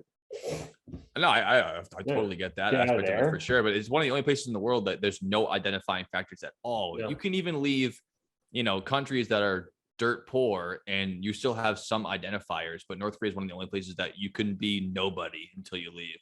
And then but they know who you are. If they great grandfather talked to they keep all the records there for sure. American soldiers. As soon as you leave, it's like you're left punish with your family and your great grandchildren. I mean, it's something needs to be done with North Korea. It's the worst place in Earth. Yeah, North Korea is probably the worst place in the world because not that the fact that it's so terrible to its own citizens, but they have too much wealth to be that awful. Like they're not, in the bumfuck middle of nowhere, like savage kingdom. They are a powerful nation for what they are, which is, basically the largest prison colony in the world. I mean, it's a concentration camp. It has a nuclear program. It's fucking insane. They have to turn in, 1,000 pounds of shit a year per family, and they can't shit because they shit once every 3 weeks because they don't eat because the government doesn't give them food. There's propaganda speakers in their living room. Yeah. It's the most terrible play. I can't. You don't own anything. We'll talk about North Korea another time because it's obviously a good one, but they don't. They don't own their shirt on the back. They don't own anything. No. And like horrible. you said, even if you want to leave, you're putting your entire family at risk, which is part of the and your idea. Neighbors and your friends and your fucking school teacher. They just kill anyone you ever knew. Yep. And their best friends are one of the most powerful nations in the world that refuses to acknowledge them. Yes. No, they're supporting them. If it weren't for China, they wouldn't exist. Yeah. Oh, and also China has China. prison camps of their own, so they might be of the same ilk there. You can ask the people, the Uyghur people, millions of people in prison camps right now, for sure. Really fucked up. Yeah, it's awful. I do have a nerve gas story for you, but I want to wrap back around to things that are a little bit less poisonous, because after nerve gas, I have the most poisonous one. But these ones are a little bit less. They're also famous ones, but nerve gas is like definitely on my list. I have it number 2 most deadly, because not only is it an insanely deadly substance rather, it's not like mercury and arsenic where it's naturally occurring. Nerve gas was made for the express purpose to kill people as fast as possible and as awfully as possible. And VX, like you said, is the most modern version, because it's obviously completely illegal to develop any of it. But VX is the last one, or the most recent one, that we developed as humans in the 50s. This is like the big dog one. And hopefully it's the last one we'll ever develop, but who fucking knows? North Korea probably figured out their own version if they got that. Yeah, it's terrible. And one of the reasons, just to sidetrack, like why they're classified as WMDs, because they're typically used by the government to kill their own citizens. So their own people, yeah. Yeah, and the reason that it's effective is because it keeps infrastructure in place. So you can gas a whole city. Right, it's not a bomb, it's a gas. You can gas a whole city and it kills anything organic, humans, but it leaves the buildings in place. So when you see people, gassing countries on video and stuff like that, it's because they don't want to blow up all the buildings. It's really fucked. I mean, I'm glad that most countries agree that it's a terrible idea to develop chemical weapons, because they really are, not only for infrastructure and money wise, psychologically, they are not good. They are just debilitating. I mean, if you blow up a building, it'll ruin the morale of a whole city, but some people might survive, you can rebuild. But when people get hit with nerve gas, it's just like there's not even a chance you're going to survive. You're already dead. I mean, the only thing I can even think of similarly would be something like an atomic warhead, where it's like you're literally, the psychological impact is just as much as the physical impact, where it's like, this is just the most horrific thing you can do to anybody. That's why I hope they never keep developing the neutron bomb. Have you heard of the neutron bomb? No, what the hell is that? It's an atomic warhead that actually launches neutrons all throughout the facility, which is supposed to work in a similar way to a nerve agent, where everything that's alive, their DNA is ripped apart and they're killed, but all the infrastructure stays there. So you can detonate the bomb, kill everything living in an entire city, and then you can move in and take over the city as if it was still your own, which would be, even a more massive scale than a nerve gas attack, but the same idea. It's just horrifying. Yeah, that's not good. Altogether. That's really bad. But so, yeah, I think the most massive scale nerve gas attack that we know about, because it was actually never used in warfare. The last time chemical weapons were used in a massive scale war was World War I, even though, like you said, they've been used on countries' own citizens, but they're not used, as far as we know, on military actions, because the repercussions for using them are so insane that, I mean, most recently in Syria, they were dropping chemical weapons on their own people there too. I think it was white phosphate on board. Was in Japan, which they've already had enough of their share of terrible things happening to their folks. And this one happened in 1995. So there was another cult story for poison. The members of the Japanese cult Shinrikyo, I don't know if you've ever heard of them, but that's definitely worth looking into them. Another crazy cult. This was in the 90s. They got hold of sarin gas. I don't know how they did it. Let's look more into it. But they had 5 coordinated attacks in the Tokyo subway system, and they released sarin gas there. So not only are you have massive amounts of population there, there's no way for the gas to vent out. So you're having the most destruction you can in a small scale. And 14 people died from the initial attacks when the sarin gas was released in the subway system. And nearly 6,000 people were affected in some way and injured and survived. But who knows what happened in the nervous system, their organs, or how long they died afterwards. Long lasting damage. And but yeah, sarin is 500 times more toxic than cyanide is. I don't know how they get a hold of it, but yeah, that was the only massive scale nerve gas attack that I know about, and it was in Japan. Yeah, Aum Shinrikyo, fucking maniacs, and they Crazy. 14 people died that day. What a crazy event there in the subway there. So that's nerve gas for you. It is. That's And however, you mentioned one thing to not forget. So just so we can make the list. Don't forget that that polonium is radioactive. That packs a double whammy. We talked about things, and you mentioned already, like, you know, the horribleness of atomic bombs. Yeah, that's fun. That's the number one. That's my number one on my list. Yeah. Oh shit. Oh, okay. All right. You're blowing through my list here. You're like, oh, well, don't forget the most. I thought you were gonna go right over polonium. Okay, all right. No, it's the number one on my list, at least. Yeah, I got number one, man. That is the most poisonous thing on the planet we've ever heard of. Polonium. Number one with the bullet. You tell us about it, because I spoiled the whole thing. No. I mean, I don't want to talk about it now. I want to wait till the end. We'll definitely move back around to it, because after that one, it'll be like the blue whale for Megafauna. It's like after you talk about that, like what I mean, it's just everything else is kind of small bananas in comparison to that, you know? Yeah. But yeah, I'll skip over strychnine. Strychnine is another one. It's like cyanide, but it only takes half as much. And they used that in pesticides for years. It was used to kill Alexander the Great. They poisoned his wine with strychnine. And it was until 2006 that they actually banned the use of strychnine in pesticides, because, you know, household pets were eating it by mistake, and kids were getting it in their mouths, and it'll kill you. Only 100 milligrams will kill an adult human just with a little bit of strychnine in there. And that's no good. But that wanted to bring me to ricin, which is another one of the big time poisons. One. You heard of ricin, right? Mm-hmm. Yeah. Oh yeah. Which is only one letter away from rice, but it's not quite that. So ricin is another naturally occurring one. You can take it from castor beans, much like you can get cyanide from almonds. But what that does is it halts the protein production in your cells, ricin. So your cells can no longer survive. And if your cells can't survive, that's your whole body. It's made up of all that. So ricin will shut down all your vital organs immediately as soon as you start using it. All your cell production shuts down. And unlike cyanide or even strychnine, an amount of ricin the size of a grain of sand is enough to kill an adult human being. So 1 grain of sand of ricin will kill a person if you ingest it. That's all it takes. You only need a little bit in your coffee, have it taste weird. Unlike arsenic, a drop of mercury, 1 little grain of sand of ricin will kill you, and you can't get out of it. And I have a story involved much similar to the one that happened with North Korea. Do you know this one? No, tell me. The ricin poisoning. This one happened in 1978. There's a Bulgarian man. He was a Soviet defector. He was like, I'm leaving the Soviet Union, much like Kim Jong-un's brother. He goes, I'm getting out of here. Yeah. Yep. He went to the UK. He goes, I'm going to tell all the secrets, whatever. And basically, as soon as he left, you know how Russia was still, they were then too. They go, get after this guy and you got to kill him. But they get a little bit creative like it. They couldn't find any girls to do a prank show. So they developed a special weapon system in order to do it. And what it was an umbrella with an air gun on the tip of the umbrella. So this guy's waiting at a bus stop, and this Russian agent, KGB, knows exactly who he is. He walks up to the bus stop, pokes him with the umbrella, and the guy goes, ow. And he just walks on his way.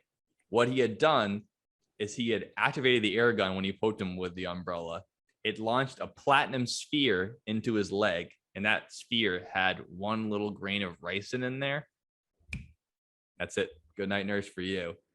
And within 2 to 3 days of the initial attack, he had a heavy fever, was brought into the hospital rather. And as soon as they, like the rest of the stories, as soon as they realized that he was poisoned with ricin, it was too late. All you can do is give him more comfort when he dies, because all it was is a little poke of the umbrella with this thing. 1 little grain of sand. I read about this story. It's so weird because he KGB remembered it and he fell over from it, and the guy was like, and he just saw some guy who was like tying his shoe with an umbrella. He remembered that. Right. Then, yeah. Luckily he did. At least they knew that part of it, because without that, we have no idea what you're talking about. But it must suck to realize that, that guy poked me, and all he did was a little umbrella poke. And what happened was I was poisoned with ricin. That's a big time one. Ricin. Goddamn.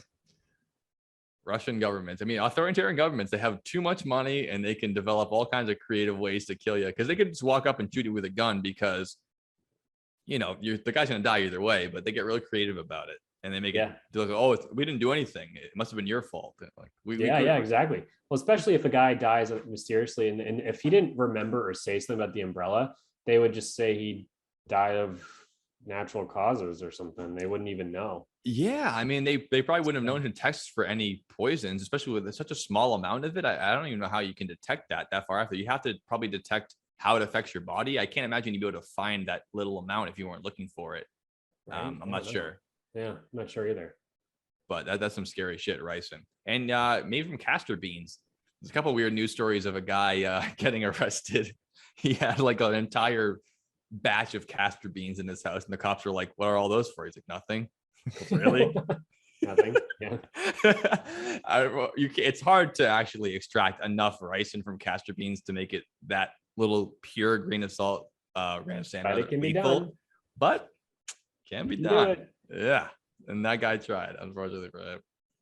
Oh yeah. Do you have any other poisons on your list, or do you want to? No, I'm going right for the heavy hitter. That's all I got. Ricin's.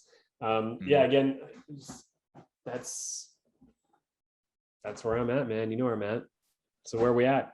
Right on. I have two more before the last hitter here. One of them we spoke about during our raw milk episode. Do you do poison? No, sir, just cakes. This is a patisserie, sir. How many cakes could a human being eat? I don't know. Depends how hungry they are. Very hungry. Really very hungry indeed. Well, I suppose maybe 5 little ones. What if we made them eat more, like by force? What if we made them eat 6 really big cakes? Could they burst? Could a cake hurt a person? Oh, botulism? That's right. Botulism. Yeah. Oh, yeah. This one's a good one. Botulinum toxin, which is, again, it's another naturally occurring one. This particular bacteria called Clostridium botulinum. It produces this naturally, this botulinum toxin, which is also called Botox, as we mentioned then too. Yeah. And basically what it does is it blocks, as we spoke about, it blocks the nerve messages from getting from nerve to nerve. It blocks the axons off. So similarly to the nerve gas, it shuts down your nervous system and you get all shut down. So when they put it in your face to look all cute, it basically just paralyzes your facial muscles. And when that happens to your body, like I said before, you can't breathe. It's scary. You can be completely conscious, but your whole body can't. It's really a fucked up one. It attacks neurotransmitters so that muscles are unable to relax, which is exactly what Botox does. They just do it in an acute area. But God, is that fucked up? This might be the worst one because you're completely doesn't affect your brain. It just your brain's still working, but your whole body is betraying you, and it's just all tight, tensed up, which means again you can't breathe, you can't circulate your blood, and you're fucked. And strangely enough, unlike a lot of the other poisons, which can be, found in trace amounts or can be developed by a government in order to be a chemical weapon, this one is just a bacteria that produces it. So it can be used all over the world. It's probably killed more people than all of these other toxins combined, just because of the fact that it's so naturally occurring. There's still a couple dozen botulinum toxin deaths every year in the world just because of food preparation, handling, transportation, and proper storage of food. In fact, in 2017, in Walnut Grove, California, not too far away on the US like us, a guy, a poor son of a bitch, bought nacho cheese from a gas station. God damn it. Yeah. And unfortunately, it's probably one of those open air coolers. They didn't keep it the right temperature. And that botulinum toxin was in there. And after the guy ate it, he went to the hospital feeling ill. He spent weeks in the hospital on a ventilator before going into a coma and dying, all because of eating nacho cheese. And that's what botulinum toxin will do to you. And that sucks. Yeah. It's insane that they use it as cosmetic procedures, but it's the same thing that can kill you within a couple of weeks, shut your whole nervous system down if you have enough of it. And it's just, it's sold on the market, this bacteria shit. Yeah, I can't believe people put that in their face. Like you have mental illness if you. It is crazy to you really voluntarily want it. It's just mental illness. If you go, I'm 50 and I want to look like I'm 30. You're not going to look like you're 30. You look like you're 50 with Botox. So no one ever looks good. It looks terrible. It never looks good, and you're injecting a really terrible, scary toxin that just makes it's paralyzing your muscles. Is like sounds nice compared to forcing your muscles to not be able to relax. Like that's forcibly crazy. tightened. Like it's like stuck like this. Like that's great. Yeah, Like, you're better off super gluing no. your face in a position than actually putting botulinum toxin in, because at least the glue wears off, you know? Yeah. The toxin will stay in there. Yeah, that is insane that people actually volunteer for it. I think that's also a lot of people don't know what it is. That's what they call it, Botox. It sounds cute. It's like, let's go get a Botox injection, a little couple here, couple here. You don't want to say, hey, we're going to inject botulinum toxin into your body, which has killed millions of people. But, you know, it's just the right amount, just the right spot. So, you know, I don't worry. I'm certified to poison you. That's okay. It's not to be worried about. Yeah, no, not good. Not good. Yeah. So what do you got next? The last one I have before our last one is another naturally occurring one. This is another naturally occurring one that's like, you know, it sounds strange enough. We talked about it again. We talked about botulinum toxin in our milk episode. We talked about this one in our Amazon episode. This one is called a frog one. Yes, it is called. What's that? Batrachotoxin. And that one is found on poison dart frogs in the Amazon. Oh yeah, such a classic one. This is it's one of the most, like the rest of this list, one of the most poisonous substances on the entire planet. Strangely enough, the frogs actually don't develop it in a vacuum. So if they're raised from birth in captivity, they're not poisonous at all.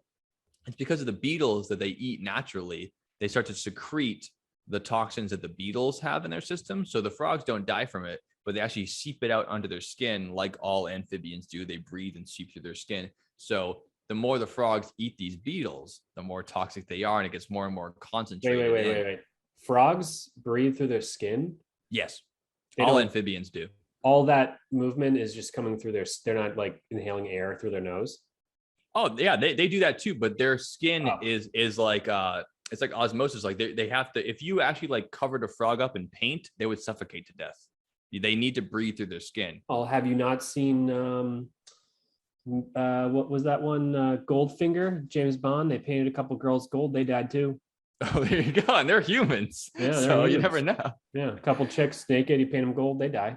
Yeah. So if you have whatever, and if you have like a salamander or a frog as a pet, don't draw on them with Sharpie or do anything like that. You're killing them. Like they need to breathe through their skin. Don't fuck with them like that. It's just not right. Yeah. But yeah, so these frogs seep it out through their skin, and they actually have enough of this batrachotoxin to kill 24 people just on their skin alone. One frog. One frog. Yeah. So if they obviously they use this for poison darts, so they call them poison dart frogs. They soak the dart in this toxin, and they can blow it out and hit something. And I didn't realize that there is not only that it can kill that many people just with that one toxin, there's no antidote at all. So if you're struck with it, you're gonna die. Yeah, and, we've all seen Cannibal Holocaust. I mean, right.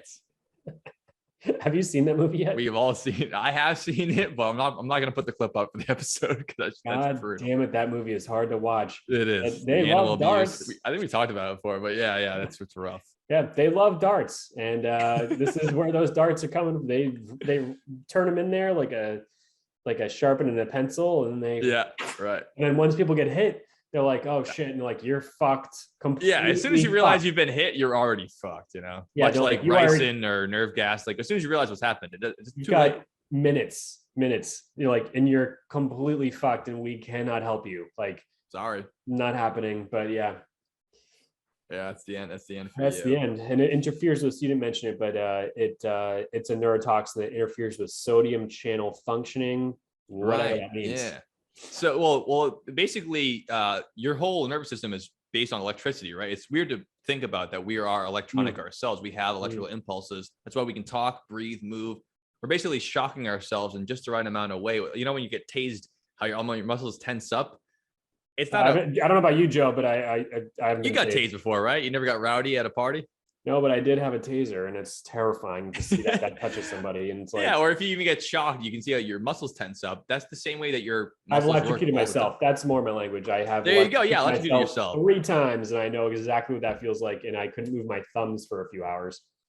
That's a great example because all your nervous system is doing is electrocuting you in just the right amount where you feel like you're alive and moving. It feels normal to you when you're getting electrocuted in just the right way. Even the slight hand movements you make are electrical impulses moving through your body. That's how you move around at all. You know, it's not just a blob. So all it takes is a little bit extra of that to be seized up or whatever. So you can't actually just create electricity out of whole cloth. And one of the reasons why we can use that is the ion stripping that happens when you have things that are salts, iodized salt, things like that. That is what we have in our body. That's why if you don't take in any salt at all, you just drink clean water for 3 weeks or whatever, you'll die. Your muscles will stop working because you don't have that chemical, that salt you need to spark that electricity within your body to keep you moving, surviving, breathing. So you need salt and actually to move around and be part of a person. It's part of the spark that keeps you going electrical wise. So as soon as you block the salt intake to your nervous system, now you can't use it. And now your nerves are just as good as a unplugged TV from the wall. And that's, as we spoke about before, yours goes dead. Yeah. That's that. That's that. It's bad news. I don't think they're ever going to create an antidote to it because it's so rare for people to get affected with it. Because unless you're getting that, you're really in the wrong place. It's very specific type of poison there. So they most probably will of those never ones are like even the amatoxin that comes from mushrooms and the one that they that toxic mushroom there. Yeah. The one that they should have an antidote for, and they probably don't. And this is one of the first things I learned about as a kid that fell in the same category as quicksand and like really like things I was scared of as a 4-year-old are things that I'm not sure a lot. Like you thought you're gonna run into it like probably quicksand was a real concern of mine. Like that's gonna show up soon. I gotta know what to do. People tell you tips are like, don't move too fast, hold on to a thing. And it's all these advice you have that you're never going to run into. So much advice about quicksand by the time. But it seemed like you were gonna, like, you're like, oh, I'm probably gonna run the quicksand like this week. Another piece of advice that I had that I've still yet to come across, but I do know about as a 4 or 5-year-old, I was quite the expert on tetrodotoxin. Tetrodotoxin. Please tell me about it. Pufferfish. Oh yes, yeah. I think that's the similar toxin to that blue ring octopus. Newts, toads, and some worms. But worms too, huh? Damn. But dude, boy, was I like I remember my father being like, "Hey, just don't eat pufferfish." I was like, "I'm gonna do my best, man." I'm like, yeah, it's like you have to cook it just the right amount. In Japan, you have to spend like 2-3 years learning how to do it before you're certified to cook it because you can kill people. Yeah. Oh, yeah. And but pufferfish were a part of my life then because I played Donkey Kong. They were everywhere in Donkey Kong. They are everywhere in Donkey Kong. And so I was like, all right, well, I got to remember that if something comes up in the next couple of years and I got to eat a pufferfish, just say no. Just say no. It's not worth it. It's not worth the risk. People are dropping dead. But yeah, that's exactly what it is. It's another neurotoxin and it blocks sodium channels just like all the last one we talked about. Yeah, that seems to be the way. If you want to poison somebody, the best way, just shut off their nervous system. Yep. It's not worth the slow debilitation of mercury or the oxygen blockage of cyanide. Just shut down the nervous system. They'll die real fast. Yep. So this one takes around 6 hours to really feel the full effects, but you start off with loss of sensation and paralysis. But once your diaphragm stops and you don't get put on a ventilator or an anesthesia machine, you're fucked. And you could die before you're that. Suffocating to death inside your own body. I mean, that must you can't, your autonomic processes like that just stop working. That's if you don't go into cardiac arrest first. Right. Yeah, all these things you take for granted, even when you're sleeping or not paying attention. I mean, I've been talking to you this whole podcast. I haven't remembered to breathe in or out one time, but that is a biological function my body's doing constantly. It takes the nerves to move my diaphragm, and I have to constantly be breathing in and out. And as soon as that process stops, this podcast is going to be over. Because if you ever break up with me, I'm not going to let you do the podcast anymore. And you're gonna use you're gonna eat a pufferfish straight up. I will eat a pufferfish straight up. I'll eat a pufferfish. That's how it's gonna happen. I will swim with a blue ring octopus if you ever leave this podcast. Ooh, the blue ring octopus is quite the thing, man. Is that where that went? Is that where the same chemical is coming from? The blue ring? No, the blue ring is actually an evolutionary aspect. Basically it's the same as the poison dart frog in the sense that they're so brightly colored to warn predators, I don't want you to fuck with me because as soon as you do, we're both going to die. So get the fuck away. The blue ring octopus is the same thing. When they're about to bite, they'll they have that blue ring that shows up on their skin. It's not, that's not the actual toxin. That's just to warn predators like, hey, you fucked off. Let's both get away. It's like basically like pulling out a gun and being like, let's both walk away from this. Do it. Yeah, let's both just go home. No one wants to be part of this I'll shit. do it, but I'm not gonna. Don't let me do it. Yeah, exactly right. Ooh. So it just evolved in the same time. It's like two branches of a tree growing together. They said we're gonna be brightly colored and toxic because all the frogs that weren't brightly colored got eaten and they died, and so did the predator. That didn't solve anything, did it? Nope, doesn't help anybody. So now no one's getting laid. No one's passing on some cheese. That's a bummer. When I'm out on the open ocean, doing my thing, hosting a podcast, first thing I do is go to Whole Foods. 365 Whole Foods Market, 100% pulp-free juice coconut water, not from concentrate. It's nothing I like more when I'm sailing. Coconut water.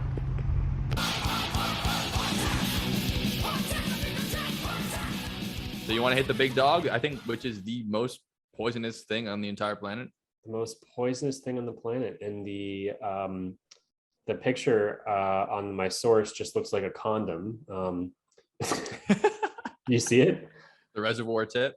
Yeah, it just looks like a ring of like when it's rolled up when you take it out of the package. Oh, I got you. No, I haven't seen the picture of it now. Yeah, it just looks like I don't understand what I'm looking at, but yeah. So back to polonium. Polonium, folks. It is the number one on the list. Not that we ranked them, but I just think it's definitely the most poisonous substance in the world. What did we say earlier? The greatest poisons ever. Did we say the greatest? It was the I think all-time greatest. The all-time greatest poison. All-time greatest poison. Yeah. Ever. This is polonium. This is number one with a bullet. Yep. Number one. And the appearance is silvery, and the mass number is 209. So it's an element, much like mercury. Yeah, exactly. It has a half-life of 138 days. And because it's radioactive. And let's talk about polonium. Yeah. So even though polonium, even if it wasn't radioactive, it would still be toxic to your body, like lead or mercury. It would still debilitate the human body to take in these heavy metals that can't be broken down. And as soon as your body can't metabolize or break things down, it's ruining it. It's basically like throwing a fucking a pebble in your engine. It's gonna fuck it up. It needs to be out of there fast. Yeah, and not good. The longer it takes for your body to break something down, the worse it's gonna be. And these heavy metals, they're only heavy because they're so fucking metal, but they're only heavy because of how they're on the elemental table. But polonium, even if it wasn't radioactive, would be very toxic to your body. But like you said before, the double whammy is it's also fucking radioactive on top of it. So your body can't break it down, and it keeps radiating radiation all through your body and destroying it from the inside out. Like they said in Chernobyl, it's like 1,000 little daggers driving through your DNA strands and just tearing you apart bit by bit. And polonium will do that to you. Yeah, and weirdly enough, it was discovered in July 1898 by a card on Apples to Apples that I never, is one of the worst cards that you could ever because no one knows what it is. No one fucking knows this person until the Dylan Joe Basin podcast. They probably think it's plutonium, which is also radioactive, but not the same thing. Not the same thing, also bad. But Marie Curie extracted this from, and its polonium is named after fucking Poland. That's it. Lame. So lame. Their biggest contribution, but also like Marie Curie, I can't believe she didn't die from radiation poisoning. She discovered like a lot of shit. She discovered like 50% of all the radioactive shit we've ever heard of. All those heavy radioactive metals, she basically discovered like every single one of them, and yet she didn't. She should have died immediately when she first discovered one. I don't know how she got away with that shit. I have no idea. Well, that's why she's one of the best scientists of all time, I suppose. Yeah. So the fatal, like the dose of polonium is so small compared to, that's why it's the all-time. Of course, we have cyanide. 250 milligrams will kill a person. If it's ricin, it's one grain of sand, and for polonium, it's 7 trillionths of a gram. So you can't even actually write that out without doing scientific notation, because 7 trillionths, which means it takes a trillion of that part to make 1 gram, and now 7 trillionths. Yeah, that's the craziest thing I've ever heard in my life. Like, think about like It's a beyond a microscopic. viral particle is like visible in a normal microscope or in a pretty good microscope. What Right. the fuck? How are you getting this? Like, It's just 7 you're basically trillion? getting an atom. Like you're like one atom. I feel like you're getting like a millionth of an atom, like 7 trillionth of a gram. Well, no, it's not less Like, than an atom. It is the atom that is. It's as far down as you can go. That okay, is what the that's polonium just is. the But that's craziest how thing. small atoms are. But this is what it is. It's not a combined chemical. It's not like a pool of something. It's basically like you can get the equivalent of a handful of atoms of this metal, and it will kill you. That's all it takes. I mean, for the cyanide, you probably have like 7 billion atoms will kill you. This is like one. It's crazy. It's absolutely wild. It's really wild. This is the craziest Because thing. much like the other poisons, once it enters your body, you're already dead. But unlike them, it won't seize up your nerves. It won't stop you from breathing. It'll slowly radiate yourself to death. Much like if you are part of an atomic incident or you're part of a reactor meltdown like in Chernobyl, you die from radiation poisoning. But you don't have to take massive amounts of radiation to your face like those poor souls had to. All you need is a small amount of this substance to enter your body in some way, and you're going to have the same death as them. So it's insane. Get ready to spend the next 2 weeks losing all your hair and slowly puking out your own guts as you be radiated to death. And we can't do anything about it. You can't take it out of your system. You just have to die slowly. I just don't understand how you can even have this exist. 1 gram could poison 20 million people, and 10 million people would die. Oh my God. Like, what? I mean, it's definitely the number one most toxic poison ever, but that's insane. That's really 1 gram. like, oh my God. That is, yeah, it's absolutely fucking 6.8 picograms won't kill you, but will really fuck you up. I don't know what a picogram is, but that's got to be even more than a trillionth. It's really crazy. Yeah, I mean, you're getting down to basically atomic mathematics at this point. I mean, it's beyond measurements. It's beyond. You're taking these particular atoms of this element because they're radioactive. Have to kill you, and because they are so small, I mean, you can't get them out of your body. We're having problems getting viruses to get out of your body, and like you said, those things are massive compared to singular atoms. So when this case goes, I mean, it is a death sentence, and it is so brutal. And do you want to tell the story about this particular stuff? Yeah, let's do it. Yeah, there's genuinely 2 stories. One of them from the 1900s, which was in the 40s. Yeah, luckily, this is very rare substance. It's you will never run into it in your entire life. It's gonna be hard to come across this one. You'll fall into 10 pits of quicksand before you're ever say, find below. Puffer fish, keep your eyes right. Yeah, that's one eye open. Okay? But those will still come up. But you got to watch out. But polonium, you don't have anything to worry about unless you defect from a government that is it's a hard nuclear program. Left the KGB or FSB. Yeah. But before we get in there, the first time it was used was so fucked up. It was injected into 4 hospitalized patients, given to a 5th, and it was funded by the Manhattan Project, aka the Nuclear Bomb Project.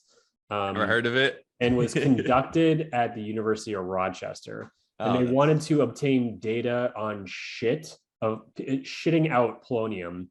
Well, they got their data. They did this on rats. What? They got their data. They got their data. They all died. Shocker. They shit out polonium though. And they were in their early 30s and early 40s. And it was just really inhumane because they literally all died. And then they killed them. They murdered them. They should have just shot them in the head instead of poisoning them to death. That's just awful. Yeah. Another lady, Irene Joliot-Curie, was accidentally exposed in 1946 when a sealed capsule exploded on her laboratory bench. Like, why is this in a capsule? Like, holy shit! Like, it's crazy. So it blew up on her bench. It should be buried in the center of the earth, never to be seen again. So bad. And she died from leukemia. Several deaths in Israel were caused by this because there was a leak at a lab. And the fact that it's even allowed to exist, I get the reason why. It's just another element, and there's all these kind of applications for radioactive elements, but it should be like VX, right? You shouldn't be allowed to even handle it. It's so deadly. Yeah, there's nothing good can come from it. We found that out already. People have died to learn that. Let's cut it out. Yeah, just throw it in the super deep borehole in Russia and just make it go away forever. Just And bury it don't under president. 1,000 miles of cement and just leave it where it belongs. Yeah, just that's seriously what you're gonna do. So anyway, so that's like other stories. Those aren't like intentional poisonings, but there was one intentional poisoning There that was. did happen because some guy in 2006 decided that he was in the post KGB, which was called the FSB, who decided to be James Bond for a while at the British MI6, and they didn't like that. So what happened, Joe? Yeah, as we learned from the North Korean story, when you have a very powerful authoritarian government and you decide to defect and you know a lot of things, they're not just going to come after you and kill you. They're going to make a fucking scene of it. Send a message, in other words. So yeah, like you said, it was in 2006, which is 6 years after he initially defected. So they kept an eye on this guy for a bit before they decided to pull this thing off. And this guy, who was named Alexander Litvinenko, and I want to say his name right at least. You got it. I think that sounds good. Yeah, so he was in Russia at the time criticizing the Russian government, and this particular substance is one of the most famous, or the favorite poisons of the regime of Vladimir Putin, who is currently the Russian president and has been since very long. I mean, he served alongside George Bush. He met Bush, Obama, Trump, and now Biden. He's still the president. Russia, get your shit together. I know it sucks, but come on. It's kind of fucked up. He's still your president for that long. You got to realize when it's a dictator, and he is one. And he hasn't taken no guff from anybody. So, yeah, this guy was poisoned. I don't actually know the story of how they poisoned him, though. Did you see anything with that? I just know that they got to him. Obviously, it doesn't take much. They wouldn't need to hold him down and, dump it down his throat. I mean, it takes very little of it to actually get involved. They found that there's 2 people that were involved, much of the North Korean story, that were arrested on this charge of putting polonium in the system. Right? Yeah, how did he? Yeah, it's hard to tell like how exactly they got him. Like, I mean, they could have injected it with a hypodermic needle. They could have had him ingested. I mean, it really doesn't matter how it gets in there, because as we established, once it's in your body, that's a wrap. But it doesn't happen fast. I mean, when they were interviewing the suspects afterwards, one of the witnesses that had known the guy said that they heard this guy, Dmitry Kovtun, speaking openly about his plan to kill Litvinenko. And he said he wanted to set an example of a traitor. Like, these guys were hired by the Russian government, Vladimir Putin in particular, to go and kill this guy. And they didn't just want to kill him. They wanted to send a message. And the message was sent. That's for sure. I mean, it's a terrifying way to go. The guy was introduced to the hospital after falling ill, and it spent the next 2 to 3 weeks dying of radiation poisoning, losing all his hair, all his organs were failing, getting every kind of cancer you can think of, and just the most painful and agonizing and slow death you can think of. So the message sent. But unfortunately, when you send a message like that, I guess if you don't care, it doesn't matter, but the UK knows who did it. I mean, you didn't just shoot the guy. You could have blamed it on anybody. If the guy gets shot, you can say, oh, who knows what happened. But when you get poisoned with polonium, they know it's Russia. No one else has access to it to do that. I mean, it has to be them. It is them. They don't take credit for it. Of course, they tell all their citizens that it's they framed them. It's a hit job, a hit piece, all this stuff. But basically, they set this guy up to be murdered, and he got murdered by this extremely poisonous substance, and he went and affected his life much in the way, like I said, of people who were in Chernobyl. He died by radiation poisoning by a very small amount of polonium that was associated with it. That comes in. So the thing is that the interesting thing is that there's record of them trying to, the KGB or KSV or whatever it's called now, made tens of attempts to kill this guy with polonium, and he didn't do it. Like, they put it in his tea, didn't drink the tea. They did this, but the one thing is that they traced Litvinenko before Andrei Lugovoy and Dmitry Kovtun made all their failed attempts, and they were able to detect polonium in hotel rooms, on airplanes, here, there, the other thing. They would have It's so radioactive they can detect it like exactly. that. They would have spills, and they would just clean up with the hotel towel. They had some extra, they dumped it down the toilet. Like, it's so weird how careless these guys were. Yeah. They literally, again, disposed with you said the most toxic substance that we know about, and they're just dumping it in fucking hotel toilets and shit. Mm-hmm. And you can still find it. It's unlike things like cyanide or arsenic. It's radioactive. You can detect it. It leaves a trace no matter where you are. I can't imagine how else, with the hotel cleaner comes in and this thing's left around, they're just as dead as that guy. I mean, that's so fucking dangerous just to have around everywhere.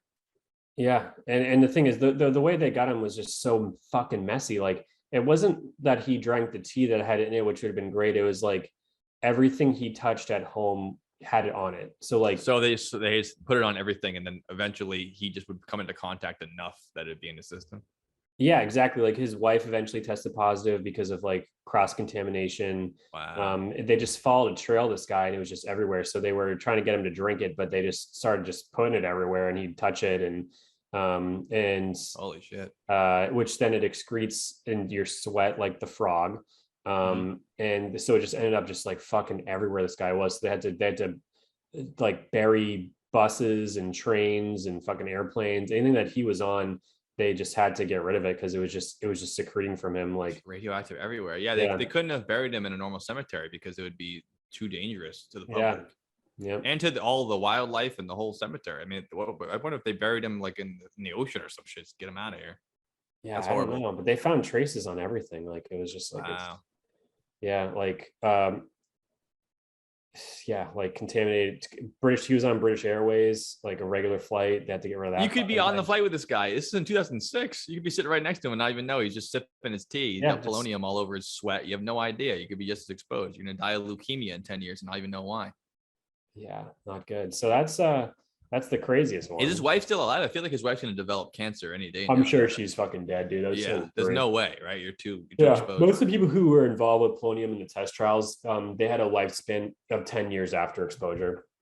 Even the ones who were just involved with that, huh? Yeah, like sometimes it would kind of be like a typical exposure to like a really shitty radioactive substance.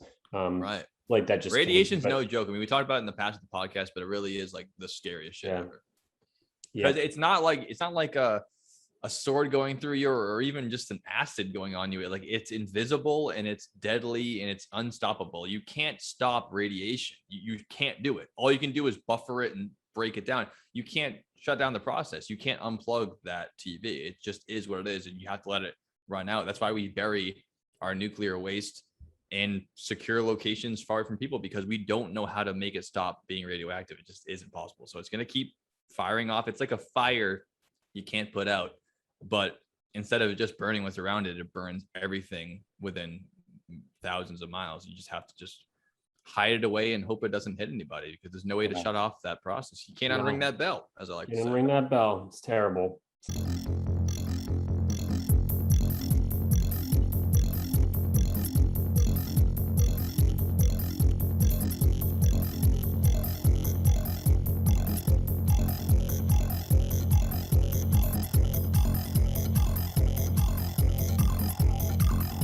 Go. There we go. You want to roll into final thoughts about the greatest poisonings in history? Let's do it. Final thoughts. Like I said, it's least amount, most potent. I was gonna say plutonium. Sorry.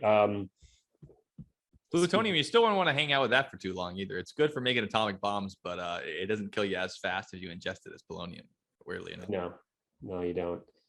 So final thoughts are, I mean, it's crazy and it's interesting. All these stories make good books and good movies.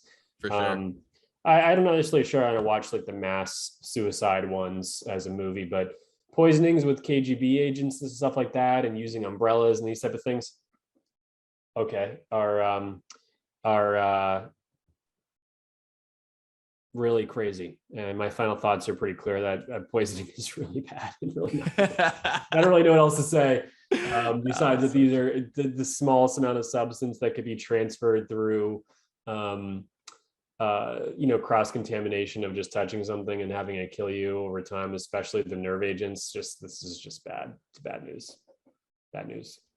Absolutely. Those are my final thoughts. Yeah, it might be our most unique, or not unique, on the same page consensus of all time. Poison's bad. We both agree. Poison's bad. Really but yeah, I just think it's a fascinating idea that, like, unlike so many things that are dangerous and scary in this world, that you can they seem like imminent threats. You see a oncoming traffic come and hit you with a car, or someone shows up with a gun and threatens you. These are visible, scary things that you can watch. It's on a macroscopic level. You can see when people are bleeding out, or you can see when people are threatening you, or things like, bombs striking, or all kinds of other things, like maybe health problems that pop up when you have a certain lifestyle or things happen to you. But poison is unique in the sense that it's nearly invisible almost all the time, but it's so deadly. It's almost like the kiss of death, the 5-finger death punch, or the kiss of the dragon. It's like, if they touch you one time, if they poke that rice in with the umbrella, or if you drink one little sip of polonium, you're done. It's almost like you're signing someone's death warrant, like their death note, like that show. And I think it's fascinating and terrifying altogether. But I think that luckily most governments in the world have taken steps to make it so it doesn't happen anymore. You don't have lead lining in pipes. It's illegal. You can't put arsenic in your wallpaper. You can't work with mercury in its organic form. And, even developing things like using strychnine or ricin is completely illegal. And luckily so, because even if you're not using it for nefarious purposes, it's not to be trusted. There's some things in this world, like radioactive materials, that are too dangerous to exist amongst humans. And even if they have uses, the weighing of the pros and cons it's a no-brainer. It's completely awful. So many accidents can happen, so many people can die, and whatever benefits it has is almost none. Poisons are used to murder people. That's what they're used for. So unlike a gun where you can say you're defending yourself, or even like a car where you use it for transportation, poisons can't be used that way. They're only used to kill people, and we don't need them around. And I hope that we keep going forward and being more patient and understanding more about these substances so that they can be eliminated completely, because there's some things that just don't belong on this planet with us, and poisons are one of them, unfortunately. Unless you're a cannibal in the movie Cannibal Holocaust and you need to protect your land from the colonizers. We can keep that one. If you're in the Amazon and you're invading, poison dart your ass. Yeah, because it's it saves you money. Not money meaning they don't have money, but less darts. Time and calories. Yeah, for time sure. And calories, less darts. You just go, and then you're like, all right, well, they're done. I don't need to have 10,000 darts to hopefully hit an artery or something. Yeah, I don't have to chase down a wild boar for 7 hours. I can just hit it one time and feed my family. Quick little poison dart action, call it a day, and that's it. That's it. So that's what we got for final thoughts, guys. We'll see you next week for another exciting podcast. We got a couple things in store as always, and we love you all, and thanks for listening. That's the if you come into contact with any of these things, there's a poison control line in the America. Yeah. We'll put the number up here. Yeah, you won't come into contact with any of this stuff, but don't pour any bleach in your eyes or anything like that. Yeah, bleach is nothing compared to what we're talking about. It's small potato. Any rat poison, and if you do go to the hospital, because they do have an antidote for that one. So, but you're still going to be fucked up for the rest of your life. You might not die. Right. So, yeah. So that's it, Joe. What do you think? That's the Dylan Joe Basement Podcast, episode 36. All-time greatest poisons. All time. There's only one poison I want to drink. That's right. Yes, that is true. I'll stick to ethanol. Thanks, folks. See you next week.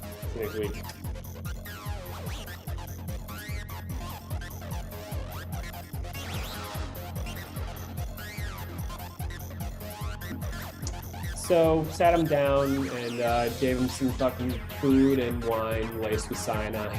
Whoops, nothing happened. Their skin is like it's like osmosis. Like they have to, if you actually like covered a frog up in paint, they would suffocate to death. They need to breathe through their skin. Oh, have you not seen what was that one?